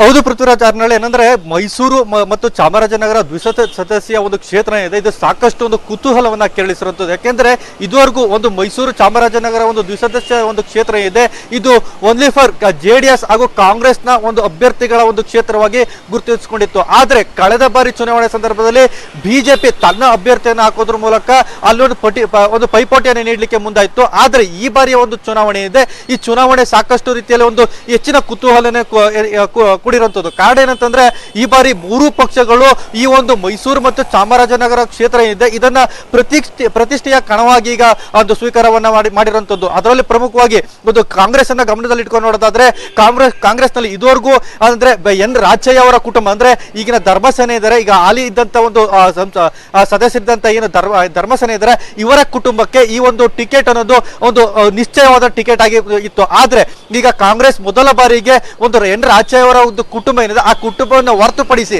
ಏನಂದ್ರೆ ಮೊದಲ ಬಾರಿಗೆ ಒಂದು ಕಾಂಗ್ರೆಸ್ನ ಅಭ್ಯರ್ಥಿಯಾಗಿ ಈಗ ಕಣಕ್ಕಿಳಿದಿರುವಂತಹ ಡಾಕ್ಟರ್ ಡಿ ತಿಮ್ಮಯ್ಯ ಅವರಿಗೆ ಈಗ ಅಭ್ಯರ್ಥಿಯನ್ನಾಗಿ ಒಂದು ಆಯ್ಕೆಯನ್ನ ಮಾಡಿದೆ. ಮತ್ತೊಂದು ಕಡೆ ಬಿಜೆಪಿಯನ್ನು ಗಮನಿಸೋದಾದ್ರೆ ಬಿಜೆಪಿಲೂ ಅಷ್ಟೇ ಇದು ಬಿಜೆಪಿಯ ಅಭ್ಯರ್ಥಿಯಾಗಿರುವಂತಹ ಆರ್ ರಘು ಕೌಟಿಲ್ ಏನಿದ್ರೆ ಅವ್ರಿಗೂ ಸಹ ಇದು ಎರಡನೇ ಚುನಾವಣೆ. ಯಾಕಂದ್ರೆ ಕಳೆದ ಒಂದು ಚುನಾವಣೆಯ ಸಂದರ್ಭದಲ್ಲಿ ಕೆಲವೇ ಒಂದು ಮತಗಳ ಅಂತರದಲ್ಲಿ ಒಂದು ಸೋಲನ್ನ ಈ ರಘು ಕೌಟಿಲ್ಯ ಒಂದು ಅನುಭವಿಸಿದ್ರು. ಜೊತೆಗೆ ಈ ಬಾರಿಯೂ ಸಹ ರಘು ಕೌಟಿಲ್ಯ ಅವರಿಗೆ ಸಹ ಬಿಜೆಪಿ ಒಂದು ಟಿಕೆಟ್ ಅನ್ನ ನೀಡೋದ್ರ ಮೂಲಕ ಮತ್ತೆ ಈಗ ಅವರನ್ನ ಮತ್ತೆ ಪರೀಕ್ಷೆ ಅಂದ್ರೆ ಹಳೆ ಮೈಸೂರು ಭಾಗದಲ್ಲಿ ತನ್ನ ಒಂದು ಹೋಲ್ಡಿಂಗ್ ಅನ್ನ ಏನಂದ್ರೆ ತನ್ನ ವೋಟ್ ಬ್ಯಾಂಕ್ ಅನ್ನ ಒಂದು ಬಿಗಿಯನ್ನ ಮಾಡ್ಕೊಳ್ಳಿಕ್ಕೆ ಮುಂದಾಗಿರುವಂತದ್ದು. ಜೊತೆಗೆ ಈಗಾಗಲೇ ರಘು ಕೌಟಿಲ್ಯ ಅವರು ಸಹ ಈ ಹಳೆ ಮೈಸೂರು ಭಾಗದ ಒಂದು ಎಲ್ಲಾ ಗ್ರಾಮಾಂತರ ಗ್ರಾಮ ಪಂಚಾಯತಿಗಳಿದೆ, ಗ್ರಾಮ ಪಂಚಾಯತಿಗಳ ಎಲ್ಲಾ ಸದಸ್ಯರುಗಳ ಜೊತೆ ಕೂಡ ಉತ್ತಮ ಸಂಬಂಧವನ್ನ ಕೂಡ ಈಗ ರಘು ಕೌಟಿಲ್ಯ ಅವರು ಇಟ್ಕೊಂಡಿದ್ದಾರೆ. ಮತ್ತೊಂದು ಕಡೆ ಜೆಡಿಎಸ್ ನ ಒಂದು ಗಮನದಲ್ಲಿ ಇಟ್ಕೊಂಡು ನೋಡೋದಾದ್ರೆ ಜೆಡಿಎಸ್ ನಲ್ಲಿ ಇದುವರೆಗೂ ಸಹ ಒಂದು ಜೆಡಿಎಸ್ ನ ಒಂದು ಸದಸ್ಯರಾಗಿ ಆಯ್ಕೆ ಆಗಿರ್ತಕ್ಕಂಥದ್ದು ಏನಂದ್ರೆ ಸಂದೇಶ್ ನಾಗರಾಜ್ ಅವರು. ಆದ್ರೆ ಈ ಬಾರಿ ಒಂದು ಚುನಾವಣೆ ಇದೆ. ಯಾಕೆಂದ್ರೆ ಸಂದೇಶ್ ನಾಗರಾಜ್ ಕಳೆದ ಒಂದು ವಿಧಾನಸಭಾ ಚುನಾವಣೆ ಸಂದರ್ಭದಲ್ಲಿ ಜೆಡಿಎಸ್ ನಿಂದ ಅಂತರವನ್ನ ಕಾಯ್ದುಕೊಳ್ತಾ ಹೋದ್ರು. ಹಾಗಾಗಿ ಸಂಪೂರ್ಣವಾಗಿ ಜೆಡಿಎಸ್ ನಿಂದ ಕೂಡ ದೂರ ಇದ್ರು. ಹೀಗಾಗಿ ಅವರನ್ನ ಜೆಡಿಎಸ್ ನಿಂದ ಹೊರಗಿರೋ ಕಾರಣದಿಂದಾಗಿ ಅವರು ಬಿಜೆಪಿ ಟಿಕೆಟ್ ಅನ್ನ ನಿರೀಕ್ಷೆಯನ್ನ ಮಾಡಿದ್ರಿಂದಾಗಿ ಅಲ್ಲಿ ಒಂದು ಜೆಡಿಎಸ್ ನಲ್ಲಿ ಯಾರಿಗೆ ಟಿಕೆಟ್ ಅನ್ನ ನೀಡ್ತಾರೆ ಅನ್ನೋ ಸಾಕಷ್ಟು ಕುತೂಹಲ ಕೂಡ ಇತ್ತು. ಯಾಕಂದ್ರೆ ಜೆಡಿಎಸ್ ನಲ್ಲಿ ಸೂಕ್ತವಾದಂತ ನಾಯಕರು ಕೂಡ ಇರ್ಲಿಲ್ಲ ಅನ್ನೋ ಇತ್ತು. ಆದ್ರೆ ಈಗ ಕಾಂಗ್ರೆಸ್ ನಿಂದ ಬಂದಂತ ಏನ್ ಮಂಜೇಗೌಡರಿಗೆ ಟಿಕೆಟ್ ಅನ್ನ ನೀಡೋದ್ರ ಮೂಲಕ ಒಂದು ಕಾಂಗ್ರೆಸ್ಗೆ ಸೆಡ್ ಅನ್ನು ಹೊಡೆಯಲಿಕ್ಕೆ ಮುಂದಾಯ್ತು. ಆದ್ರೆ ಇಲ್ಲಿ ಸ್ಪಷ್ಟವಾಗಿ ಗಮನಿಸಬೇಕಾಗಿರೋ ಮತ್ತೊಂದು ವಿಚಾರ ಅಂತಂದ್ರೆ ಇಲ್ಲಿ ಜಿ.ಟಿ. ದೇವೇಗೌಡರ ಒಂದು ನಿರ್ಧಾರ ಏನಂದ್ರೆ ಜೆಡಿಎಸ್ ನ ಶಾಸಕರಾಗಿರುವಂತಹ ಜಿ.ಟಿ. ದೇವೇಗೌಡರು ಒಂದ್ ಕಡೆ ಕಾಂಗ್ರೆಸ್ಗೆ ಸೇರ್ತೀನಿ ಅನ್ನೋ ಒಂದು ಹೇಳಿಕೆಯನ್ನು ಈಗಾಗಲೇ ನೀಡಿದ್ದಾರೆ. ಆದ್ರೆ ಇನ್ನೂ ಕೂಡ ಅಧಿಕೃತವಾಗಿ ಜೆಡಿಎಸ್ಗೆ ಸೇರಿಲ್ಲ. ಆದ್ರೆ ಇದರ ನಡುವೆ ಒಂದು ಜೆಡಿಎಸ್ ಈಗ ಜಿ.ಟಿ. ದೇವೇಗೌಡರನ್ನ ಹೊರಗಿಟ್ಟು ಅವರನ್ನ ಈ ಚುನಾವಣೆಯ ಸ್ಪರ್ಧೆಯನ್ನ ಮಾಡಬೇಕು ಅಂತ ಮುಂದಾಗಿರುವಂತದ್ದು. ಆದ್ರೆ ಜಿ.ಟಿ. ದೇವೇಗೌಡರು ಈಗಾಗಲೇ ಬಾಹ್ಯವಾಗಿ ಒಂದು ಕಾಂಗ್ರೆಸ್ಗೆ ಬೆಂಬಲವನ್ನು ಸೂಚಿಸ್ತಿರೋದ್ರಿಂದ ಇಲ್ಲೊಂದ್ ಕಡೆ ಕಾಂಗ್ರೆಸ್ಗೆ ಈ ಒಂದು ಚುನಾವಣೆ ಇಲ್ಲೊಂದ್ ಕಡೆ ಈ ಬಾರಿ ಕಂಪ್ಲೀಟ್ ಆಗಿ ಚಿತ್ರಣ ಚೇಂಜ್ ಆಗಿದೆ. ಯಾಕೆಂದ್ರೆ ಸಾಕಷ್ಟು ಜನ ಬಿಜೆಪಿ ಶಾಸಕರಿದ್ದಾರೆ. ಎನ್ ಮಹೇಶ್ ಅವರು ಬಿಜೆಪಿಗೆ ಬಂದಿರೋದು, ನಿರಂಜನ್ ಕುಮಾರ್ ಅವರು ಬಿಜೆಪಿ ಶಾಸಕರಾಗಿದ್ದಾರೆ, ರಾಮದಾಸ್ ಅವರು ಬಿಜೆಪಿ ಶಾಸಕರಾಗಿರುವಂತದ್ದು. ಏನಾಗುತ್ತೆ, ಬಿಜೆಪಿ ಗೆಲ್ಲುವಂತ ಚಾನ್ಸಸ್ ಇದೆಯಾ ಅನ್ನೋದನ್ನ ಕಾದ್ ನೋಡ್ಬೇಕಾಗಿದೆ. ಮತ್ತಷ್ಟು ಸುದ್ದಿಯನ್ನು ನಿಮ್ಮ ಮುಂದೆ ಇಡ್ತಾ ಹೋಗ್ತೀನಿ. ಆದ್ರೆ ಅದಕ್ಕೂ ಮುಂಚೆ ಕೊರೋನಾ ಜಾಗೃತಿ ಬಗ್ಗೆ ನ್ಯೂಸ್ 18 ನೆಟ್ವರ್ಕ್ ಫೆಡರಲ್ ಬ್ಯಾಂಕ್ ಸಹಯೋಗದೊಂದಿಗೆ ಇಡೀ ದೇಶದಾದ್ಯಂತ ಅಭಿಯಾನವನ್ನ ಮಾಡ್ತಾ ಇದೆ. ಇದರ ಮುಂದುವರೆದ ಭಾಗವಾಗಿ ವಾಟ್ಸ್ಆಪ್ ಮೂಲಕ ಕೂಡ ನೀವು ಪರಿಹಾರವನ್ನ ಕಂಡುಕೊಳ್ಬಹುದು. ಕೊರೋನಾ ಗೊಂದಲದ ನಿಮ್ಮ ಪ್ರಶ್ನೆಗಳಿಗೆ ನಿಮಗೆ ಉತ್ತರ ಸಿಗುತ್ತೆ. ನಮ್ಮ ವಾಟ್ಸ್ಆಪ್ ನಂಬರ್ ಅನ್ನು ನಿಮಗೆ ತೋರಿಸ್ತಾ ಇದ್ವಿ ಸ್ಕ್ರೀನ್ ಮೇಲೆ 7977773753. ಈ ನಂಬರ್ಗೆ ನಿಮ್ಮ ಪ್ರಶ್ನೆ ಏನು ಅಂತ ಕಳಿಸಿ. ಇದೇ ನಂಬರಿಂದ ನಿಮಗೆ ಉತ್ತರ ಸಿಗುತ್ತೆ. ಇದಿಷ್ಟೇ ಅಲ್ಲ, ಹೆಚ್ಚಿನ ಮಾಹಿತಿಗಾಗಿ ನಿಮ್ಮ ಸ್ಕ್ರೀನ್ ಮೇಲೆ ಕಾಣಿಸ್ತಾ ಇರುವಂತಹ ವೆಬ್ಸೈಟ್ಗೆ ಲಾಗಿನ್ ಆಗಿ ನಿಖರ ಉತ್ತರವನ್ನು ಪಡ್ಕೊಳ್ಳಿ. ವಿಧಾನ ಪರಿಷತ್ ಚುನಾವಣಾ ಅಖಾಡಗಳು ಯಾವ್ಯಾವ ರೀತಿಯಾಗಿದೆ ಅನ್ನೋದನ್ನ ತೋರಿಸ್ತಾ ಇದ್ವಿ. ಬೆಳಗಾವಿ ಕ್ಷೇತ್ರದಲ್ಲಿ ಹೇಗಿದೆ ಅಲ್ಲಿ ಚಿತ್ರಣ, ಮತ್ತು ಒಂದ್ ಕಡೆ ಮೈಸೂರು ಕ್ಷೇತ್ರದಲ್ಲಿ ಹೇಗಿದೆ ಅಲ್ಲಿನ ಚಿತ್ರಣ ಅನ್ನೋದ್ರ ಬಗ್ಗೆ ಮಾಹಿತಿಯನ್ನ ನೀಡಿದ್ವಿ. ನೆಕ್ಸ್ಟ್ ಮತ್ತೊಂದು ಸಾಕಷ್ಟು ಕುತೂಹಲ ಕೆಡಮಾಡ್ಕೊಟ್ಟಿರುವಂತದ್ದು ಅಂದ್ರೆ ಬೆಂಗಳೂರು ಪರಿಷತ್ ಅಖಾಡದಲ್ಲೂ ಕೂಡ ಅಷ್ಟೇ ಟಫ್ ಫೈಟ್ ಏರ್ಪಟ್ಟಿದೆ. ಕಾಂಗ್ರೆಸ್ಗೆ ಪ್ರತಿಷ್ಠೆ ಆಗಿದೆ ಈ ಒಂದು ಪರಿಷತ್ ಚುನಾವಣೆ. ಸತತ 5 ಬಾರಿ ಗೆದ್ದು ಬೀಗಿದೆ ಕಾಂಗ್ರೆಸ್. ಇಲ್ಲಿ 5 ಬಾರಿ ತನ್ನ ಪಾರುಪತ್ಯವನ್ನ ಮೆರೆದಿರುವಂತದ್ದು. ಇಲ್ಲಿ ಸಾಕಷ್ಟು ಪ್ರಬಲವಾಗಿತ್ತು ಕಾಂಗ್ರೆಸ್. ಈ ಹಿಂದಿನ ವಿಧಾನ ಪರಿಷತ್ ಚುನಾವಣೆಯ ಅಂಕಿಅಂಶವನ್ನ ಗಮನಿಸೋದಾದ್ರೆ ಈ ಬಾರಿ ಯೂಸಫ್ ಶರೀಫ್ ಅಲಿಯಾಸ್ KGF ಬಾಬು ಕಣದಲ್ಲಿದ್ದಾರೆ. ನಮ್ಮ ರಾಜ್ಯದ ಇತಿಹಾಸದಲ್ಲೇ ಅತ್ಯಂತ ಶ್ರೀಮಂತ ಅಭ್ಯರ್ಥಿ ಅನ್ನುವಂಥ ಕೀರ್ತಿ ಕೂಡ ಇವ್ರಿಗೋಗಿದೆ. ಕೋಟಿಕುಳ ಯೂಸಫ್ ಶರೀಫ್ಗೆ ಕಾಂಗ್ರೆಸ್ ಟಿಕೆಟ್ ಅನ್ನು ಕೊಟ್ಟಿರುವಂತದ್ದು. ಬಿಜೆಪಿಯಿಂದ ಕಣದಲ್ಲಿದ್ದಾರೆ HS ಗೋಪಿನಾಥ್ ಅವರು. ಮೊದಲಿನಷ್ಟು ಬಲವಾಗಿಲ್ಲ ಈಗ ಕಾಂಗ್ರೆಸ್. ಯಾಕೆಂದ್ರೆ ಕಾಂಗ್ರೆಸ್ನಲ್ಲಿದ್ದಂತ ಕೆಲವರು ಈಗ ಆಲ್ರೆಡಿ ಬಿಜೆಪಿಗೆ ಬಂದಿದ್ದಾರೆ. ST ಸೋಮಶೇಖರ್ ಅವರು, ಭೈರತಿ ಬಸವರಾಜ್ ಅವರು, ಮತ್ತೊಂದ್ ಕಡೆ MTB ನಾಗರಾಜ್ ಅವರು, ಇವರೆಲ್ಲರೂ ಕೂಡ ಬಂದಿರುವಂತ ಹಿನ್ನೆಲೆಯಲ್ಲಿ ಮತ್ತೊಂದ್ ಕಡೆ ಸಾಕಷ್ಟು ಕುತೂಹಲ ಕೆಡೆ ಮಾಡಿಕೊಟ್ಟಿದೆ. ಹಾಗೆ ಬಿಜೆಪಿ ಮತ್ತೊಂದು ಪ್ಲಸ್ ಪಾಯಿಂಟ್ ಅಂದ್ರೆ JDS ನಲ್ಲಿ ಇದ್ದಂತ ಗೋಪಾಲಯ್ಯ ಅವರು ಕೂಡ ಬಿಜೆಪಿಗೆ ಬಂದಿರುವಂತದ್ದು ಎಲ್ಲೋ ಒಂದ್ ಕಡೆ ಬಿಜೆಪಿಗೆ ಒಂದು ದೊಡ್ಡ ಬೂಸ್ಟ್ ಅನ್ನ ಕೊಡ್ತಾ ಇದೆ. ಅದು ಅಲ್ಲದೆ ಇಲ್ಲೊಂದು 7 ಜನ ಸಚಿವರಿದ್ದಾರೆ ಬಿಜೆಪಿಯ ವಿಚಾರಕ್ಕೆ ಸಂಬಂಧಪಟ್ಟಂತೆ ಗಮನಿಸೋದಾದ್ರೆ. ಭೈರತಿ ಬಸವರಾಜ್ ಅವರು, ST ಸೋಮಶೇಖರ್ ಅವರು, ಗೋಪಾಲಯ್ಯ ಅವರು, ಹಾಗೆ ಸೋಮಣ್ಣ ಅವರು, R ಅಶೋಕ್ ಅವರು, ಅಶ್ವಥ್ ನಾರಾಯಣ್ ಅವರು, ಈ ರೀತಿಯಾಗಿ 7 ಜನ ಸಚಿವರು ಬರ್ತಾರೆ. ಸೊ ಹೀಗಾಗಿ ಬಿಜೆಪಿಗೆ ಇಲ್ಲಿ ಪ್ರತಿಷ್ಠೆ ಅನ್ನೋದಕ್ಕಿಂತ ಇವರು ಎಷ್ಟು ಮಟ್ಟಿಗೆ ಇವರ ಕ್ಷೇತ್ರದಲ್ಲಿ ಪ್ರಾಬಲ್ಯವನ್ನ ಹೊಂದಿದ್ದಾರೆ ಅನ್ನುವಂಥದ್ದು ಕೂಡ ಇದರಲ್ಲಿ ಗೊತ್ತಾಗುತ್ತೆ. ಇನ್ನು 3 ಪುರಸಭೆ ಜೊತೆಗೆ 83 ಗ್ರಾಮ ಪಂಚಾಯತಿಗಳಿದಾವೆ. 1200 ಮಂದಿ ಬಿಜೆಪಿ ಬೆಂಬಲಿತ ಗ್ರಾಮ ಪಂಚಾಯತಿ ಸದಸ್ಯರು ಹಾಗೂ 750ಕ್ಕೂ ಅಧಿಕ ಕಾಂಗ್ರೆಸ್ ಬೆಂಬಲಿತ ಸದಸ್ಯರು ಇದ್ದಾರೆ ಎಂಬ ಮಾಹಿತಿ ಇದೆ. ಆದರೆ ಕೊನೆ ಕ್ಷಣದಲ್ಲಿ ದುಡ್ಡು ಸಾಕಷ್ಟು ಚೇಂಜಸ್ ಅನ್ನ ಮಾಡುವಂತ ಸಾಧ್ಯತೆ ಇರುತ್ತೆ. ಸೊ ನೋಡ್ಬೇಕು ಯಾವ ರೀತಿಯ ಚೇಂಜಸ್ ಏನಾದ್ರೂ ಆಗುತ್ತಾ ಅಂತ. ಕಾಂಗ್ರೆಸ್ ಅಭ್ಯರ್ಥಿ ಕೋಟಿಕುಳ 1700 ಕೋಟಿ ರೂಪಾಯಿ ಆಸ್ತಿ ಇದೆ ಅಂತ ಘೋಷಿಸಿಕೊಂಡಿರುವಂತದ್ದು ಅವರು. ನಾನು ಹೇಳಿದ್ನಲ್ಲ ಅವಾಗಲೇ, ನಮ್ಮ ರಾಜ್ಯದ ಇತಿಹಾಸದಲ್ಲೇ ಅತ್ಯಂತ ಶ್ರೀಮಂತ ಅಭ್ಯರ್ಥಿಯವರು KGF ಬಾಬು ಅವರು. ಸೊ ಹೀಗಾಗಿನೇ ಯಾವ ರೀತಿಯಾಗಿ ಟಫ್ ಫೈಟ್ ಏರ್ಪಟ್ಟಿದೆ ಅನ್ನೋದನ್ನ ನೀವು ಇದರಲ್ಲೇ ನೋಡ್ಬೋದು. ಅಂಕಿಅಂಶ ಪ್ರಕಾರ ನೋಡೋದಾದ್ರೆ, ಶಾಸಕರ ಸಂಖ್ಯೆ ಲೆಕ್ಕದಲ್ಲಿ ನೋಡೋದಾದ್ರೆ ಎಲ್ಲೊಂದ್ ಕಡೆ ಬಿಜೆಪಿ ಸ್ಟ್ರಾಂಗ್ ಅನ್ನಿಸಿದ್ರೂ ಕೂಡ ಕಾಂಗ್ರೆಸ್ ಮಾತ್ರ ಸಾಕಷ್ಟು ಲೆಕ್ಕಾಚಾರಗಳನ್ನ ಹಾಕೊಂಡಿದೆ, ಸಾಕಷ್ಟು ರಣತಂತ್ರಗಳನ್ನ ಹೆಣಿತಾ ಇರುವಂತದ್ದು KGF ಬಾಬು ಅವರನ್ನ ಗೆಲ್ಲಿಸುವಂತ ನಿಟ್ಟಿನಲ್ಲಿ. ಅದ್ಯಾವ ರೀತಿಯಾಗಿ ಕೈ ಹಿಡಿಯುತ್ತೆ ಅನ್ನೋದನ್ನ ಕಾದ್ ನೋಡ್ಬೇಕಾಗಿದೆ. ಯಾಕಂದ್ರೆ ದೊಡ್ಡ ಮಟ್ಟದಲ್ಲೇ ಪ್ರಚಾರವನ್ನ ಮಾಡ್ತಾ ಇರುವಂತದ್ದು ಬೆಂಗಳೂರು ಕ್ಷೇತ್ರದಲ್ಲಿ ಏಕಸದಸ್ಯ ಕ್ಷೇತ್ರ.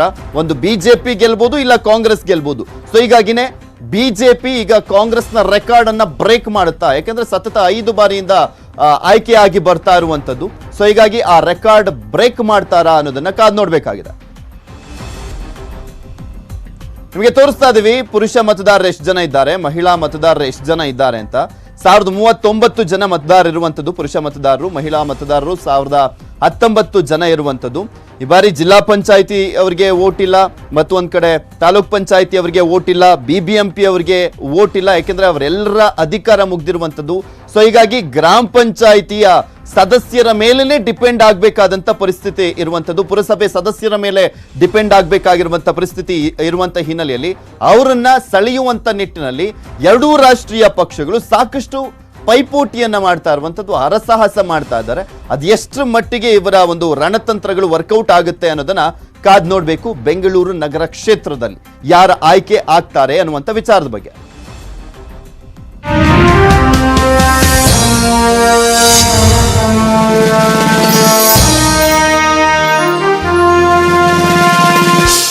Co-presented by Amrit Noni, co-powered by AB Properties. Special partner, Attica Gold Company. 1971 ಆಗಸ್ಟ್ನಲ್ಲಿ ದೇಶಕ್ಕೆ ಸ್ವಾತಂತ್ರ್ಯ ಬಂದು 2 ದಶಕ ಕಳೆದಿತ್ತು. ಅಂದು ನಡೆದಂತ ಪಾಕಿಸ್ತಾನ ವಿರುದ್ಧದ ಯುದ್ಧದಲ್ಲಿ ಭಾರತ ಸೇನೆ ವಿಜಯ ದುಂದುಬಿಯನ್ನ ಮೊಳಗಿಸಿತ್ತು. ಆ ಯುದ್ಧದಲ್ಲಿ ಶತ್ರು ರಾಷ್ಟ್ರದ 93,000 ಸೈನಿಕರು ಸೋಲನ್ನು ಒಪ್ಪಿಕೊಂಡಿದ್ರು. ಈ ಯುದ್ಧದಲ್ಲಿ ಭಾಗವಹಿಸಿದ್ದವರು ಹಾಸನ ಜಿಲ್ಲೆ ಅರಸೀಕೆರೆ ತಾಲೂಕಿನ ತಿಮ್ಮನಹಳ್ಳಿ ಗ್ರಾಮದ ಹೆಮ್ಮೆಯ ಯೋಧ ಕೆ ಚಂದ್ರಪ್ಪ. ಆ ಯೋಧರ ಯಶೋಗಾಥೆಯನ್ನ ನಿಮ್ ಕಣ್ಮುಂದೆ ಇಡ್ತಾ ಇದೀವಿ, ನೋಡೋಣ.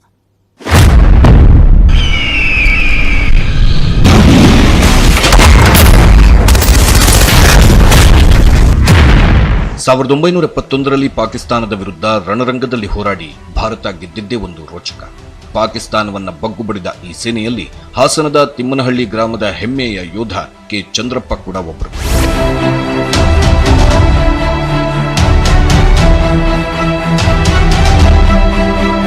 ದಿವಂಗತ ಕೇಶವಣ್ಣ ಹಾಗೂ ಮಲಿಯಮ್ಮ ದಂಪತಿ ಪುತ್ರರಾದ ಇವರು ರೈತ ಕುಟುಂಬದಲ್ಲಿ ಅಕ್ಟೋಬರ್ 8, 1958ರಲ್ಲಿ ಜನಿಸಿದ್ರು.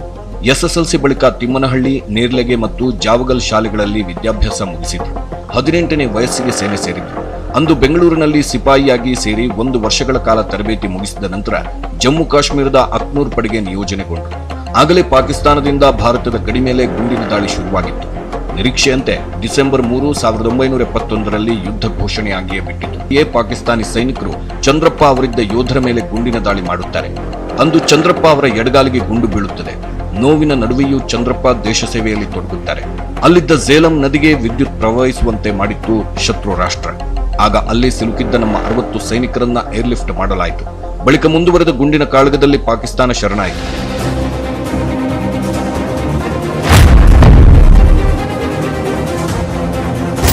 ಚಂದ್ರಪ್ಪ ಅವರು ಯುದ್ಧಕ್ಕೆ ಹೋಗುವ ವೇಳೆ ಪಂಜಾಬ್ ಉದ್ದಕ್ಕೂ ಹೆಂಗಳೆಯರು ಸಿದ್ಧ ಆಹಾರ ನೀಡಿ ರಕ್ಷಾಬಂಧನ ಕಟ್ಟಿ ತಿಲಕ ಇಟ್ಟು ಗೆದ್ದು ಬನ್ನಿ ವೀರರೇ ಎಂದು ಹರಸಿ ಕಳಿಸಿದ್ರು. ಅಂದು ಚಂದ್ರಪ್ಪ ಅವರು ಶಾಂತಾದೇವಿ ಎಂಬುವರನ್ನ ಮದುವೆಯಾಗಿ ಕೇವಲ 3 ತಿಂಗಳಷ್ಟೇ ಆಗಿತ್ತು. ಆದರೂ ಎಲ್ಲರ ಹಾರೈಕೆಯಿಂದ ನಾವು ಗೆದ್ದೇ ತೀರಬೇಕು ಎಂದು ಶಪಥ ಮಾಡಿದ್ರು. ಅದನ್ನ ಸಾಧಿಸಿ ತೋರಿಸಿದ್ರು. ಪಾಕಿಸ್ತಾನದ ಸಿಲಿಂಗ್ ಇಂದ ನನ್ನ ಎಡದೇ ಕಾಲಿಗೆ ಸಹ ಏಟಾಯಿತು. ಏಟಾದರೂ ಸಹ ಅದರಿಂದ ನನಗೇನು ತೊಂದರೆ ಏನಾಗಲಿಲ್ಲ. ಆದರೂ ದೇಶ ಪ್ರೇಮ ಅನ್ನೋದು ಒಂದು ಇದಾಗಿರೋದ್ರಿಂದ ನಾವು ದೇಶಕ್ಕಾಗಿ ಪ್ರಾಣ ಹೋದ್ರೂ ಪರವಾಗಿಲ್ಲ ಅನ್ನೋ ಉದ್ದೇಶದಿಂದ ಅಲ್ಲಿ ಪಂಜಾಬಿನ ಜಾಗದಿಂದ ಹೋಗಬೇಕಾದ್ರೆ ಅವರು ಕಂಡಂಥ ನಮ್ಮ ಸೈನಿಕರಿಗೆ ಕೊಟ್ಟಂಥ ಮರ್ಯಾದೆ, ಸೈನಿಕರಿಗೆ ಗೆದ್ದು ಬಾ ಎಂಬ ಸಂದೇಶವನ್ನು ಕೊಡ್ತಾ ಹೇಳ್ತಕ್ಕಂಥ ಇದನ್ನು ನೋಡಿದಾಗ ನಮಗೆ ನಾವು ಸತ್ರೂ ಪರವಾಗಿಲ್ಲ, ನಾವು ವಿನ್ ಆಗಿ ಬರಲೇಬೇಕು ಅನ್ನೋ ಒಂದು ಉದ್ದೇಶದಿಂದ ರೋಡಲ್ಲಿ ರಕ್ಷಾಬಂಧನ ಅಣ್ಣ ತಂಗಿಯರಿಗೆ ಕೊಡ್ತಕ್ಕಂಥ ರಕ್ಷಾಬಂಧನ ಕಟ್ಟಿ ನಮ್ಮನ್ನು ಸೈನಿಕರಿಗೆ ಅಷ್ಟೊಂದು ಮರ್ಯಾದೆ ಕೊಟ್ಟು ಕಳಿಸಾಗ ನಾವು ಸತ್ರು ಪರವಾಗಿಲ್ಲ ಅನ್ನೋ ಉದ್ದೇಶದಿಂದ ನಾವು ಹೋದ್ವಿ. 50 ವರ್ಷ ನಡೀತಾ ಇದೆ. ಈ 50 ವರ್ಷದಲ್ಲಿ ನಾನು ಭಾಗಿಯಾಗಿದ್ದೆ ಎಂದು ಖುಷಿಯಿಂದ ನಿಮ್ಮ ಮುಂದೆ ಈ 2 ಮಾತುಗಳನ್ನು ಹೇಳ್ತಾ ಇದ್ದೀನಿ. ಅಂದು ಇವರ ಬಳಿ ಇದ್ದದ್ದು ಕೇವಲ 1 ಲೀಟರ್ ನೀರು ಮಾತ್ರ. ಎಲ್ಲರ ಹಾರೈಕೆಯಿಂದ ಚಂದ್ರಪ್ಪ ಮತ್ತವರ ಪಡೆ ಯುದ್ಧ ಗೆದ್ದ ಸಂಭ್ರಮದ ನೆನಪಿಗಾಗಿ ಪಶ್ಚಿಮ ಮತ್ತು ಪೂರ್ವ ಸ್ಟಾರ್ ಗೌರವ ನೀಡಿ ಅಂದಿನ ರಾಷ್ಟ್ರಪತಿ ಪುರಸ್ಕರಿಸಿದ್ದಾರೆ. ಇದಲ್ಲದೆ 30 ವರ್ಷದ ಸೇವೆಯಲ್ಲಿ ಒಟ್ಟು ರಾಷ್ಟ್ರಪತಿ ಪದಕ ಸೇರಿ 9 ಪದಕ ಚಂದ್ರಪ್ಪ ಅವರಿಗೆ ಸಂದಿವೆ. 1971 ಡಿಸೆಂಬರ್ 3ನೇ ತಾರೀಕು ಪಾಕಿಸ್ತಾನದಿಂದ 11 ಕಡೆ ಬಂಬಾರಿ ಶುರುವಾಗುತ್ತೆ. ಯುದ್ಧಕ್ಕೆ ಆದೇಶ ಸಿಕ್ಕಿದ ತಕ್ಷಣ ಶುರು ಮಾಡ್ತಾರೆ. ಸಾಮಗ್ರಿಗಳನ್ನು ತಲುಪಿಸ್ತಕ್ಕಂಥ ಸೈನಿಕರ ವೆಹಿಕಲ್ ಕಾನ್ವಾಯ್ ಅಂತ ಹೇಳ್ತೀವಿ ನಾವು. ಕಾನ್ವಾಯ್ನಿಂದ 500-600 ಗಾಡಿಗಳು ಮದ್ದು ಗುಂಡು ಊಟದ ಉಪಚಾರಗಳನ್ನು ತಲುಪಿಸೋ ಅಂಥ ಕಾನ್ವಾಯ್ಗಳಿಗೆ ಅವರು ಅಟ್ಯಾಕ್ ಮಾಡೋಕ್ಕೆ ಶುರುವಾದರು. ಯಾಕೆ ಅಂತಂದರೆ ಒಂದು ಗಾಡಿಯ ಒಬ್ಬ ಡ್ರೈವರ್ನು ಹತ್ಯೆ ಮಾಡಿದರೆ ಇಡೀ ಒಂದು ಬಟಾಲಿಯನ್ಗೆ ಹೋಗತಕ್ಕಂಥ ರೇಷನ್ನು ನಿಂತೋಗುತ್ತೆ ಅನ್ನೋ ಒಂದು ಉದ್ದೇಶದಿಂದ ಅವರು 1998ರಲ್ಲಿ ನಿವೃತ್ತಿಯಾಗಿರುವ ಇವರಿಗೆ 3 ಪುತ್ರಿಯರಿದ್ದು ಇಬ್ಬರಿಗೆ ಕಿವಿ ಕೇಳುವುದಿಲ್ಲ, ಮಾತು ಬರುವುದಿಲ್ಲ. ಸದ್ಯ ಜಾವಗಲ್ನಲ್ಲಿ ವಿಶ್ರಾಂತಿ ಜೀವನ ನಡೆಸುತ್ತಿದ್ದಾರೆ. ಇಂಥ ವೀರ ಯೋಧರಿಗೆ ನಮ್ಮದೊಂದು ಸಲಾಂ. ಶಶಿಧರ್, ನ್ಯೂಸ್ 18 ಕನ್ನಡ, ಹಾಸನ.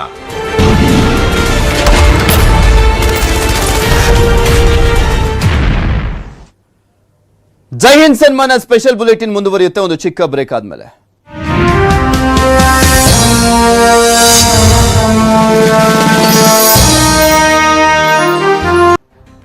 ಕೊಡಗು ಕ್ಷೇತ್ರದಲ್ಲೂ ಕೂಡ ಅಷ್ಟೇ ವಿಧಾನ ಪರಿಷತ್ನ ಅಖಾಡ ರಂಗೇರಿರುವಂಥದ್ದು. ಅಲ್ಲಿ ನೆಕ್ ಟು ನೆಕ್ ಫೈಟ್ ಇದೆ. ಏಕ ಸದಸ್ಯ ಸ್ಥಾನ ಇರುವಂತಹ ಕೊಡಗಿನಲ್ಲಿ ನೆಕ್ ಟು ನೆಕ್ ಫೈಟ್ ಇರುವಂಥದ್ದು. ಬಿಜೆಪಿ ಮತ್ತು ಕಾಂಗ್ರೆಸ್ನ ನಡುವೆ ಫೈಟ್ ಏರ್ಪಟ್ಟಿದೆ. ಬಿಜೆಪಿಯಿಂದ ಸುಜಾ ಕುಶಾಲಪ್ಪ ಕಣದಲ್ಲಿ ಇದ್ದಾರೆ. ಕಾಂಗ್ರೆಸ್ನಿಂದ ಮಂತರ್ಗೌಡ ಅಖಾಡದಲ್ಲಿ ಇರುವಂಥದ್ದು. ಎ ಮಂಜು ಅವರ ಮಗ, ಮಾಜಿ ಸಚಿವರ ಮಗ, ಮತ್ತು ಒಂದ್ ಕಡೆ ಬಿಜೆಪಿಯಿಂದ ನಿಂತಿರುವಂತಹ ಸುಜಾ ಕುಶಾಲಪ್ಪ ಅವರ ಸಹೋದರರು. ಹಿಂದೆ ಒಬ್ರು MLC ಆಗಿದ್ರು, ಈಗ ಒಬ್ರು ಶಾಸಕರಾಗಿದ್ದಾರೆ. ಪ್ರತಿ ಬಾರಿ ಕೆಲವೇ ಮತಗಳ ಅಂತರದಿಂದ ಬಿಜೆಪಿಗೆ ಅಲ್ಲಿ ಜಯ ಸಿಗ್ತಾ ಇತ್ತು. ಈಗ ಬಿಜೆಪಿ ಕಡೆ 62% ಮತಗಳು ಇದಾವೆ. ಈ ಬಾರಿ ಕಾಂಗ್ರೆಸ್ನಿಂದ ಸ್ವಲ್ಪ ಪ್ರಬಲ ಅಭ್ಯರ್ಥಿ ಕಣದಲ್ಲಿ ಇರುವಂತ ಹಿನ್ನೆಲೆಯಲ್ಲಿ ಸಾಕಷ್ಟು ಕುತೂಹಲ ಕೆಡೆ ಮಾಡಿಕೊಟ್ಟಿದೆ. ಇನ್ನು ಹಾಸನದಲ್ಲಿ ಅರಕಲಗೂಡು ಕ್ಷೇತ್ರದಿಂದ ಜಿಲ್ಲಾ ಪಂಚಾಯಿತಿ ಸದಸ್ಯರಾಗಿದ್ದಂಥವರು ಮಂತರ್ಗೌಡ, ಡಾಕ್ಟರ್ ಮಂತರ್ಗೌಡ ಅವರೀಗ ಕೊಡಗಿನಲ್ಲಿ ನಿಂತ್ಕೊಂಡಿದ್ದಾರೆ. ಎ ಮಂಜು ಅವರ ಹೆಂಡತಿ ಊರು ಅದು ಕೊಡಗು. ಸೊ ಹೀಗಾಗಿ ಆ ಒಂದು ಸಂಬಂಧದ ಹಿನ್ನೆಲೆಯಲ್ಲಿ ಮಂತರ್ಗೌಡ ಅವರು ಕೊಡಗಿನಲ್ಲಿ ನಿಂತಿರುವಂಥದ್ದು. ಇನ್ನು ಸುಜಾ ಕುಶಾಲಪ್ಪ ಅವರು, ಅವರ ಪರವಾಗಿ ಜಾಸ್ತಿ ಜನ ಗ್ರಾಮ ಪಂಚಾಯತಿ ಸದಸ್ಯರಿದ್ದಾರೆ, ಪುರಸಭೆ ಸದಸ್ಯರಿದ್ದಾರೆ ಅಂತ ಬಿಜೆಪಿಯ ನಂಬಿಕೆ. ಏಕೆಂದರೆ ಕಳೆದ ಸಾಕಷ್ಟು ಬಾರಿಯಿಂದಲೂ ಕೂಡ ಬಿಜೆಪಿ ಅಭ್ಯರ್ಥಿನೇ ಗೆದ್ಕೊಂಡು ಬರ್ತಾ ಇರುವಂತ ಹಿನ್ನೆಲೆಯಲ್ಲಿ ಈ ಬಾರಿನೂ ಕೂಡ ಸುಜಾ ಕುಶಾಲಪ್ಪ ಅವರು ಈಸಿಯಾಗಿ ಗೆದ್ದು ಬಿಡ್ತಾರೆ ಅಂತ ಬಿಜೆಪಿ ಒಂದು ರೀತಿಯಾದಂಥ ಜೋಶ್ನಲ್ಲಿದ್ದಾರೆ. ಬಟ್ ಅವ್ರು ಅಂದುಕೊಂಡಷ್ಟು ಈಸಿ ಆಗಿಲ್ಲ ಕಣ. ಯಾಕೆಂದ್ರೆ ಮಂತರ್ಗೌಡ ಕೂಡ ಸಾಕಷ್ಟು ಪ್ರಚಾರವನ್ನ ಮಾಡ್ತಾ ಇದ್ದಾರೆ. ಕಾಂಗ್ರೆಸ್ನ ನಾಯಕರು ಮಂತರ್ಗೌಡ ಪರವಾಗಿ ರಣತಂತ್ರವನ್ನ ಕೂಡ ಹೆಣಿತಾ ಇರುವಂಥದ್ದು. ಸೊ ನೋಡ್ಬೇಕು ಈ ಕ್ಷೇತ್ರದಲ್ಲಿ ಏನಾಗುತ್ತೆ ಅಂತ. ಇದೊಂದೇ ಕ್ಷೇತ್ರ ನೆಕ್ ಟು ನೆಕ್ ಕಾಂಗ್ರೆಸ್ ಮತ್ತು ಬಿಜೆಪಿ ನಡುವೆ ನೇರ ಫೈಟ್ ಇರುವಂತ ಕ್ಷೇತ್ರ. ಯಾಕೆಂದ್ರೆ ಇನ್ನ ಆಲ್ಮೋಸ್ಟ್ ಏಕ ಸದಸ್ಯ ಇರುವಂತ ಕ್ಷೇತ್ರಗಳಲ್ಲೆಲ್ಲ ಅಲ್ಲಿ ಆಲ್ಮೋಸ್ಟ್ ಈ ಪಕ್ಷೇತರರೆಲ್ಲರೂ ಕೂಡ ಅಡ್ಡ ಬಂದಿದ್ದಾರೆ ಅಲ್ಲಿನ ಅಭ್ಯರ್ಥಿಗಳು ಗೆಲ್ಲುವಂತ ನಿಟ್ಟಿನಲ್ಲಿ. ಆದ್ರೆ ಈ ಕ್ಷೇತ್ರದಲ್ಲಿ ಮಾತ್ರ ಬಿಜೆಪಿ ಮತ್ತು ಕಾಂಗ್ರೆಸ್ ನಡುವೆನೆ ನೇರ ಫೈಟ್ ಏರ್ಪಟ್ಟಿದೆ. ಸೊ ಯಾರು ಗೆಲ್ತಾರೆ ಅನ್ನೋದನ್ನ ಕಾದು ನೋಡ್ಬೇಕಾಗಿದೆ. ಮಂತರ್ಗೌಡ ಗೆದ್ದಿದ್ದೇ ಆದಲ್ಲಿ ಒಂದು ಹೊಸದಾದ ರೀತಿಯಲ್ಲಿ ಅಲ್ಲಿ ಒಂದು ಗೆಲುವನ್ನ ದಕ್ಕಿಸಿಕೊಂಡಂತಾಗುತ್ತೆ ಕಾಂಗ್ರೆಸ್.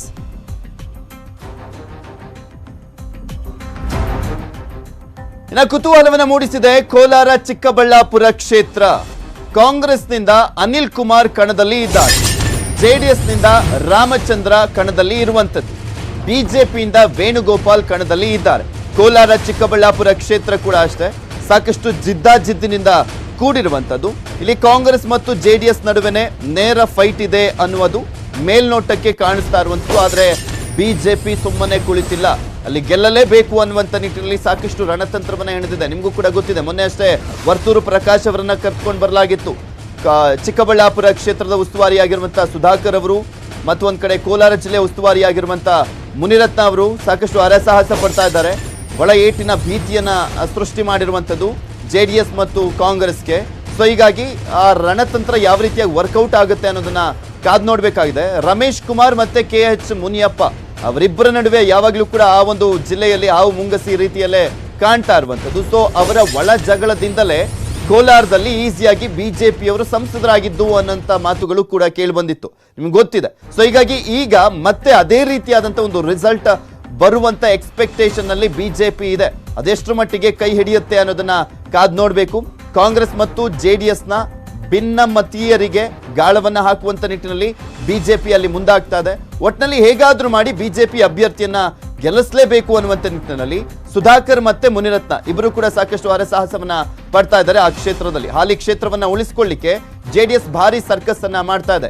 EV ರಾಮಚಂದ್ರ ಗೆಲ್ಲಿಸೋಕೆ JDS ನಾಯಕರು ಒದ್ದಾಟವನ್ನ ಮಾಡ್ತಾ ಇರುವಂತದ್ದು. ಅಲ್ಲಿ ಹಣದ ಆಮಿಷದ ನಡುವೆ ಎಲ್ಲರಿಂದ ಮತಬೇಟೆ ಸರ್ಕಸ್ ನಡೀತಾ ಇದೆ. ಮೂರು ಪಕ್ಷದಿಂದನೂ ಕೂಡ ಕಳೆದ ಬಾರಿ ಮನೋಹರ್ ಅವರು ಗೆದ್ದಿದ್ರು, ಆದ್ರೆ ಈ ಬಾರಿ ಅವರು ಬಿಜೆಪಿಯಿಂದ ಟಿಕೆಟ್ ಅನ್ನ ಎಕ್ಸ್ಪೆಕ್ಟ್ ಮಾಡಿದ್ರು. ಬಿಜೆಪಿ ಟಿಕೆಟ್ ಅನ್ನ ಕೊಡ್ಲಿಲ್ಲ, JDS ಕೂಡ ಅವರಿಗೆ ಟಿಕೆಟ್ ಅನ್ನ ಕೊಡ್ಲಿಲ್ಲ. ಅವರು ಮೊನ್ನೆ ಅಷ್ಟೇ ಕಾಂಗ್ರೆಸ್ಗೆ ಸೇರ್ಪಡೆಗೊಂಡ್ರು.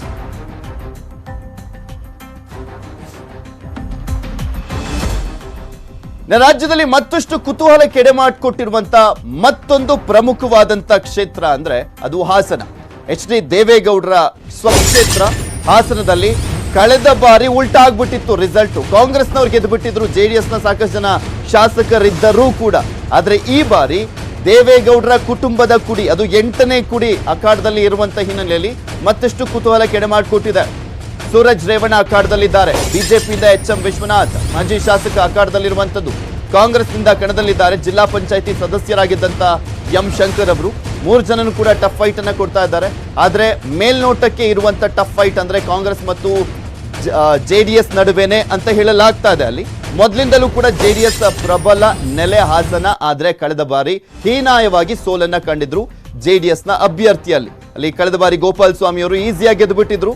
ದೇವೇಗೌಡರ ಮೊಮ್ಮಗ ಸೂರಜ್ ರೇವಣ್ಣ ಈ ಬಾರಿ ಯಾವ ರೀತಿಯ ಗೆಲ್ತಾರೆ ಅನ್ನೋದನ್ನ ಕಾದ್ ನೋಡ್ಬೇಕಾಗಿದೆ. JDS ಅಲೆ ನಡುವೆ ಗೆಲುವಿಗೆ ಬಿಜೆಪಿ ಕೂಡ ಸರ್ಕಸ್ ಅನ್ನ ಮಾಡ್ತಾ ಇದೆ. ಆ ಒಂದು ಕ್ಷೇತ್ರದಲ್ಲಿ ಸಾಕಷ್ಟು ಭರ್ಜರಿ ಪ್ರಚಾರವನ್ನ ಕೂಡ ಮಾಡ್ತಾ ಇರುವಂತದ್ದು. ಬಿಜೆಪಿ ಅಭ್ಯರ್ಥಿ ಪರವಾಗಿ ಸಚಿವ ಗೋಪಾಲಯ್ಯ, ಶಾಸಕ ಪ್ರೀತಮ್ ಗೌಡ ಪ್ರಚಾರವನ್ನು ಮಾಡ್ತಿದ್ದಾರೆ. M ಶಂಕರ್ ಕ್ಷೇತ್ರದ ಕಾಂಗ್ರೆಸ್ ಅಭ್ಯರ್ಥಿ ಆಗಿದ್ದಾರೆ, ಅವರು ಕೂಡ ಸಾಕಷ್ಟು ಪ್ರಚಾರವನ್ನು ಮಾಡ್ತಾ ಇರುವಂತದ್ದು. DK ಸುರೇಶ್ ಅವರೆಲ್ಲ ಹೋಗಿ ಅಲ್ಲಿ ಪ್ರಚಾರವನ್ನು ಮಾಡ್ತಾ ಇದ್ದಾರೆ, ಟಫ್ ಫೈಟ್ ಅನ್ನ ಕೊಡ್ತಾ ಇರುವಂತದ್ದು. ಕಾಂಗ್ರೆಸ್ಗೂ ಅಲ್ಲಿ ಅಸ್ತಿತ್ವ ಇದೆ, ಬಿಜೆಪಿಗಿಂತ ಕಾಂಗ್ರೆಸ್ಗೆ ಹೆಚ್ಚಿನ ಅಸ್ತಿತ್ವ ಇರುವಂತದ್ದು JDS ಅನ್ನ ಬಿಟ್ರೆ.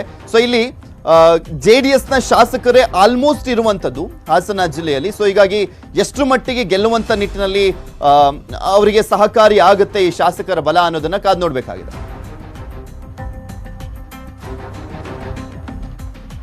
ಇನ್ನು JDS ಸ್ಪರ್ಧೆ ಮಾಡಿರುವಂತದ್ದು 25 ಸ್ಥಾನಗಳ ಪೈಕಿ 6 ಸ್ಥಾನಗಳಿಗೋಸ್ಕರ 6 ಕ್ಷೇತ್ರಗಳಲ್ಲಿ ಮಾತ್ರ ಸ್ಪರ್ಧೆಯನ್ನ ಮಾಡಿದೆ JDS. ಆದ್ರೆ ಉಳಿದಂತ ಕ್ಷೇತ್ರಗಳ ವಿಚಾರಕ್ಕೆ ಸಂಬಂಧಪಟ್ಟಂತೆ ಏನ್ ಮಾಡುತ್ತೆ? ಯಾಕೆಂದ್ರೆ ಯಡಿಯೂರಪ್ಪನವರು ಹೇಳ್ತಾ ಇದ್ರು JDS ನಮಗೆ ಬೆಂಬಲ ಕೊಡ್ತಾರೆ ಅಂತ. ಕುಮಾರಸ್ವಾಮಿ ಅವರು ಅದನ್ನ ಮೊನ್ನೆ ಪರೋಕ್ಷವಾಗಿ ಒಪ್ಕೊಂಡಿದ್ರು. ಯಡಿಯೂರಪ್ಪನವರು ಕೇಳಿದ್ರು, ನಾವು ಸಪೋರ್ಟ್ ಮಾಡೋಣ ಅನ್ಕೊಂಡಿದೀವಿ, ಯಾಕೆಂದ್ರೆ ಕಾಂಗ್ರೆಸ್ನವರು ನಮ್ಮ ಸಪೋರ್ಟ್ ಅನ್ನ ಕೇಳಿಲ್ಲ ಅಂತ ಹೇಳ್ತಾ ಇದ್ರು. ಸೊ ಹೀಗಾಗಿ ಅವರ ನಿಲುವು ಇವತ್ತು ಪ್ರಕಟ ಆಗುತ್ತೆ. ಆದ್ರೆ ಅದಕ್ಕೂ ಮುಂಚೆನೆ ಪಕ್ಷದ ವರಿಷ್ಠರಿಗೆ ಸಡ್ಡನ್ನ ಹೊಡೆದಿದ್ದಾರೆ JDS ನ ಶಾಸಕ. ಪರಿಷತ್ ಚುನಾವಣೆಯಲ್ಲಿ ಕಾಂಗ್ರೆಸ್ ಅಭ್ಯರ್ಥಿಗೆ ಬೆಂಬಲವನ್ನ ಘೋಷಣೆ ಮಾಡಿದ್ದಾರೆ.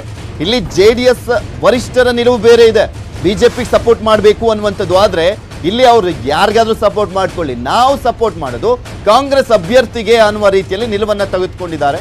ಸಿಂಧನೂರು JDS ನ ಶಾಸಕರಾಗಿರುವಂತ ವೆಂಕಟರಾವ್ ನಾಡಗೌಡ ಮಾಜಿ ಸಚಿವರು, ಇವರು ಕಾಂಗ್ರೆಸ್ಗೆ ಸಪೋರ್ಟ್ ಮಾಡಿರುವಂತದ್ದು ಅಚ್ಚರಿಯನ್ನ ಮೂಡಿಸಿದೆ. ಕಾಂಗ್ರೆಸ್ ಅಭ್ಯರ್ಥಿ ಶರಣಗೌಡ ಪಾಟೀಲ್ ಬೆಂಬಲಿಸುವಂತೆ ಬಹಿರಂಗವಾಗಿ ಸಭೆಯಲ್ಲಿ ಕಾರ್ಯಕರ್ತರಿಗೆ ಮನವಿಯನ್ನ ಮಾಡಿದ್ದಾರೆ, ಕರೆಯನ್ನ ನೀಡಿದ್ದಾರೆ. ಶಾಸಕ ನಾಡಗೌಡ JDS ಬೆಂಬಲದ ನಿರೀಕ್ಷೆಯಲ್ಲಿದ್ರು ಬಿಜೆಪಿ ನಾಯಕರು, ಅವರಿಗೆ ಇಲ್ಲಿ ದೊಡ್ಡ ಮಟ್ಟದ ನಿರಾಸೆ ಆಗ್ತಾ ಇದೆ.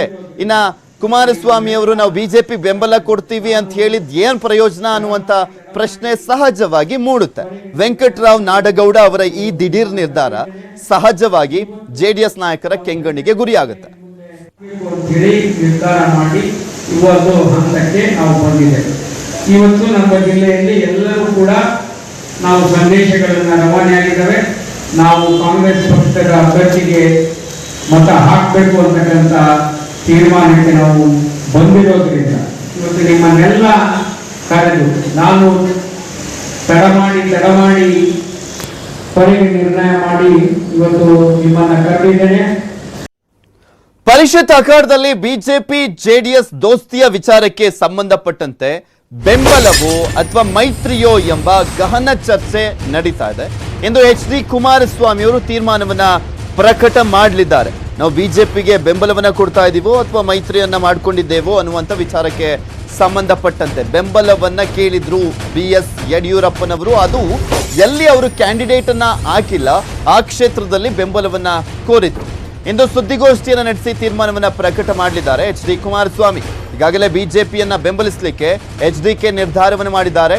ಅದರ ಜೊತೆಗೆ ಪರೋಕ್ಷವಾಗಿಯೂ ಕೂಡ ಮಾತನಾಡಿದ್ರು ಅವರು. ನಿನ್ನೆ ಮೊನ್ನೆ ಎಲ್ಲ ಮಾತುಗಳನ್ನ ಗಮನಿಸಿದ್ರೆ ಈಸಿಯಾಗಿ ಬೆಂಬಲವನ್ನ ಕೊಡುವಂತ ನಿಟ್ಟಿನಲ್ಲೇ ಅವರು ಚಿಂತನೆ ಇರುವಂತದ್ದು ಸ್ಪಷ್ಟವಾಗಿ ಗೊತ್ತಾಗ್ತಾ ಇತ್ತು. HDK ನಿರ್ಧಾರಕ್ಕೆ ಪಕ್ಷದ ಹಲವರು ವಿರೋಧವನ್ನ ಕೂಡ ವ್ಯಕ್ತಪಡಿಸಿದ್ದಾರಂತೆ. ಈ ರೀತಿಯಾಗಿ ನಿರ್ಧಾರವನ್ನ ಕೈಗೊಳ್ತಾ ಇರುವುದಕ್ಕೆ ಬೀದರ್ನಲ್ಲಿ ಕಾಂಗ್ರೆಸ್ ಪರ ಬಂಡೆಪ್ಪ ಕಾಶಂಪುರ್ ಒಲವನ್ನ ವ್ಯಕ್ತಪಡಿಸ್ತಾ ಇದ್ದಾರೆ ಅಂತ ಹೇಳಲಾಗ್ತಾ ಇರುವಂತದ್ದು. ಇನ್ನು ಧಾರವಾಡದಲ್ಲಿ ಕಾಂಗ್ರೆಸ್ ಕಡೆ ಕೋನರೆಡ್ಡಿ ಟೀಮ್ ವರ್ಕ್ ಮಾಡ್ತಾ ಇದೆ ಅಂತ ಹೇಳಲಾಗ್ತದೆ. ಅವರ ಒಲವು ಆ ಕಡೆ ಇದೆ ಅಂತ. ವಿಜಯಪುರದಲ್ಲಿ ಕಾಂಗ್ರೆಸ್ನತ್ತ JDS ನಾಯಕರು ಪ್ರೀತಿಯನ್ನ ತೋರಿಸ್ತಾ ಇದ್ದಾರೆ ಅನ್ನುವಂಥದ್ದು ನಿಮಗೆ ಗೊತ್ತಿದೆ. ಜಸ್ಟ್ ಲಾಸ್ಟ್ ಬ್ರೇಕ್ ನಲ್ಲಿ ಒಂದು ತೋರಿಸಿದ್ವಿ. ವೆಂಕಟರಾವ್ ನಾಡಗೌಡ ಅವರು ಬಹಿರಂಗವಾಗಿ ಅಧಿಕೃತವಾಗಿ ಹೇಳಿದ್ರು ಕಾಂಗ್ರೆಸ್ ಅಭ್ಯರ್ಥಿಗೆ ಬೆಂಬಲ ಕೊಡಿ ಅಂತ. ಇನ್ನ ಕುಮಾರಸ್ವಾಮಿ ಅವರು ಈಗ ನಾವು ಬಿಜೆಪಿ ಬೆಂಬಲ ಕೊಡ್ತೀವಿ ಅಂತ ಹೇಳಿ ಏನ್ ಪ್ರಯೋಜನ ಅನ್ನುವಂಥ ಪ್ರಶ್ನೆನೂ ಕೂಡ ಸಹಜವಾಗಿ ಉಟ್ಕೊಳುತ್ತೆ. ಕಾಂಗ್ರೆಸ್ನವರು ನಮ್ಮನ್ನೇನು ಎಲ್ಲೂ ಅಪ್ರೋಚ್ ಮಾಡಿಲ್ಲ, ಸ್ಥಳೀಯ ಮಟ್ಟದಲ್ಲೂ ಅಪ್ರೋಚ್ ಮಾಡಿಲ್ಲ. ನಾನು ಎಲ್ಲ ಕಡೆಯಿಂದ ಮಾಹಿತಿ ತಗೊಂಡಿದ್ದೇನೆ. ಸ್ಥಳೀಯ ಮಟ್ಟದಲ್ಲೂ ಅಪ್ರೋಚ್ ಮಾಡ್ತಾ ಇಲ್ಲ, ರಾಜ್ಯ ಮಟ್ಟದಲ್ಲೂ ಯಾರು ನಮ್ಮನ್ನೇನು ಗೌರವಯುತವಾಗಿ ನಡೆಸ್ಕೊಂಡಿಲ್ಲ. ಅವರೆಲ್ಲರ ಜೊತೆ ಚರ್ಚೆ ಮಾಡಿ ಒಂದು ನಮ್ಮ ಪಕ್ಷದ ಸ್ಪಷ್ಟವಾದ ನಿಲುವನ್ನು ಬೆಂಗಳೂರಿನಲ್ಲಿ ಪತ್ರಿಕಾಗೋಷ್ಠಿ ಕರೆದು ಅಲ್ಲಿ ಎಲ್ಲ ವಿಷಯವನ್ನು ಪ್ರಶ್ನೆ. ಇವತ್ತು ನಮ್ಮ ಬೆಂಬಲ ಬೇಕು ಅಂತಕ್ಕಂಥದ್ದನ್ನು ಕೇಳ್ತಕ್ಕಂಥ ಒಂದು ಅವರಲ್ಲಿ ಆ ಒಂದು ಮನೋಭಾವನೆ ಇದೆ. ಅದೆಲ್ಲ ನಾನು ಪರಿಗಣಿಸಬೇಕು. ನಮ್ಮನ್ನು ಅಪ್ರೋಚೇ ಮಾಡದೇ ಇರ್ತಕ್ಕಂಥವ್ರಿಗೆ ಅಯ್ಯೋ ನಾವು ಬಂದ್ರಪ್ಪ ನಿಮಗೆ ಸಪೋರ್ಟ್ ಕೊಡ್ತೀವಿ ಅಂತ ಹೇಳ್ಕೊಂಡು ಹೋಗಲ್ಲ ನಾನು. ಅದು ಅಲ್ಲಿ ಇವತ್ತೇನೋ ಪ್ರೆಸ್ ಮೀಟ್ ಮಾಡ್ತಿದ್ದಾರೆ ಕುಮಾರಸ್ವಾಮಿ ಅವರು. ನಾನೇ ಅವರು ಫೋನಲ್ಲಿ ಮಾತನಾಡಿ ಹೇಳಿದ್ದೇನೆ. ಅವ್ರೇನು ತೀರ್ಮಾನ ತಗೊಂತಾರೆ ನೋಡೋಣ. ಬಹುತೇಕ ಅವ್ರು ಬೆಂಬಲ ಕೊಡ್ತಾರೆ ಅನ್ನೋ ವಿಶ್ವಾಸ ನನಗೆ. ಅವ್ರು ಎಲ್ಲಿ ಯೋಧರ ತ್ಯಾಗ, ಬಲಿದಾನ, ಸೇವೆ ಬಗ್ಗೆ ನಿರ್ದೇಶಕ TS ನಾಗಾಭರಣ ಅವರು ಮಾತನಾಡಿದ್ದಾರೆ. ಏನ್ ಹೇಳಿದ್ದಾರೆ ಕೇಳೋಣ. ದೇಶ ತನ್ನನ್ನು ತಾನು ಸುಭಿಕ್ಷವಾಗಿ ಹೇಳೋದು ಯಾವಾಗ ಅಂದರೆ ನಮ್ಮ ಎಲ್ಲ ಸರಹದ್ದುಗಳು ಸುಭದ್ರವಾಗಿದ್ದಾವೆ. ಅದನ್ನು ಕಾಯೋರು ಯಾರು? ನಮ್ಮ ಸೈನಿಕರು. ಜೈ ಜವಾನ್ ಸನ್ಮಾನ ಎಂತಹ ಅದ್ಭುತವಾದಂತಹ ಒಂದು ಯೋಚನೆ. ಜೈ ಜವಾನ್ ಸನ್ಮಾನದ ಮುಖಾಂತರ News 18 ನಮ್ಮ ಯೋಧರನ್ನು ಸನ್ಮಾನಿಸ್ತಾ ಇದೆ. ನಮ್ಮ ಯೋಧರೇ ನಮ್ಮ ರಕ್ಷೆ. ಅವರ ರಕ್ಷೆಯಲ್ಲಿ ನಾವಿದ್ದೇವೆ. ಆ ಜೀವ ರಕ್ಷಕರಿಗೆ ಇದು ಒಂದು ಸಲಾಮ. ಇದು ಇವತ್ತಿನ ಜೈ ಹಿಂದ್ ಸನ್ಮಾನ್ ಸ್ಪೆಷಲ್ ಬುಲೆಟಿನ್. ನೋಡ್ತಾರೆ News 18 ಕನ್ನಡ. ಜಾಲ ನಮ್ಮದು, ಬಲ ನಿಮ್ಮದು.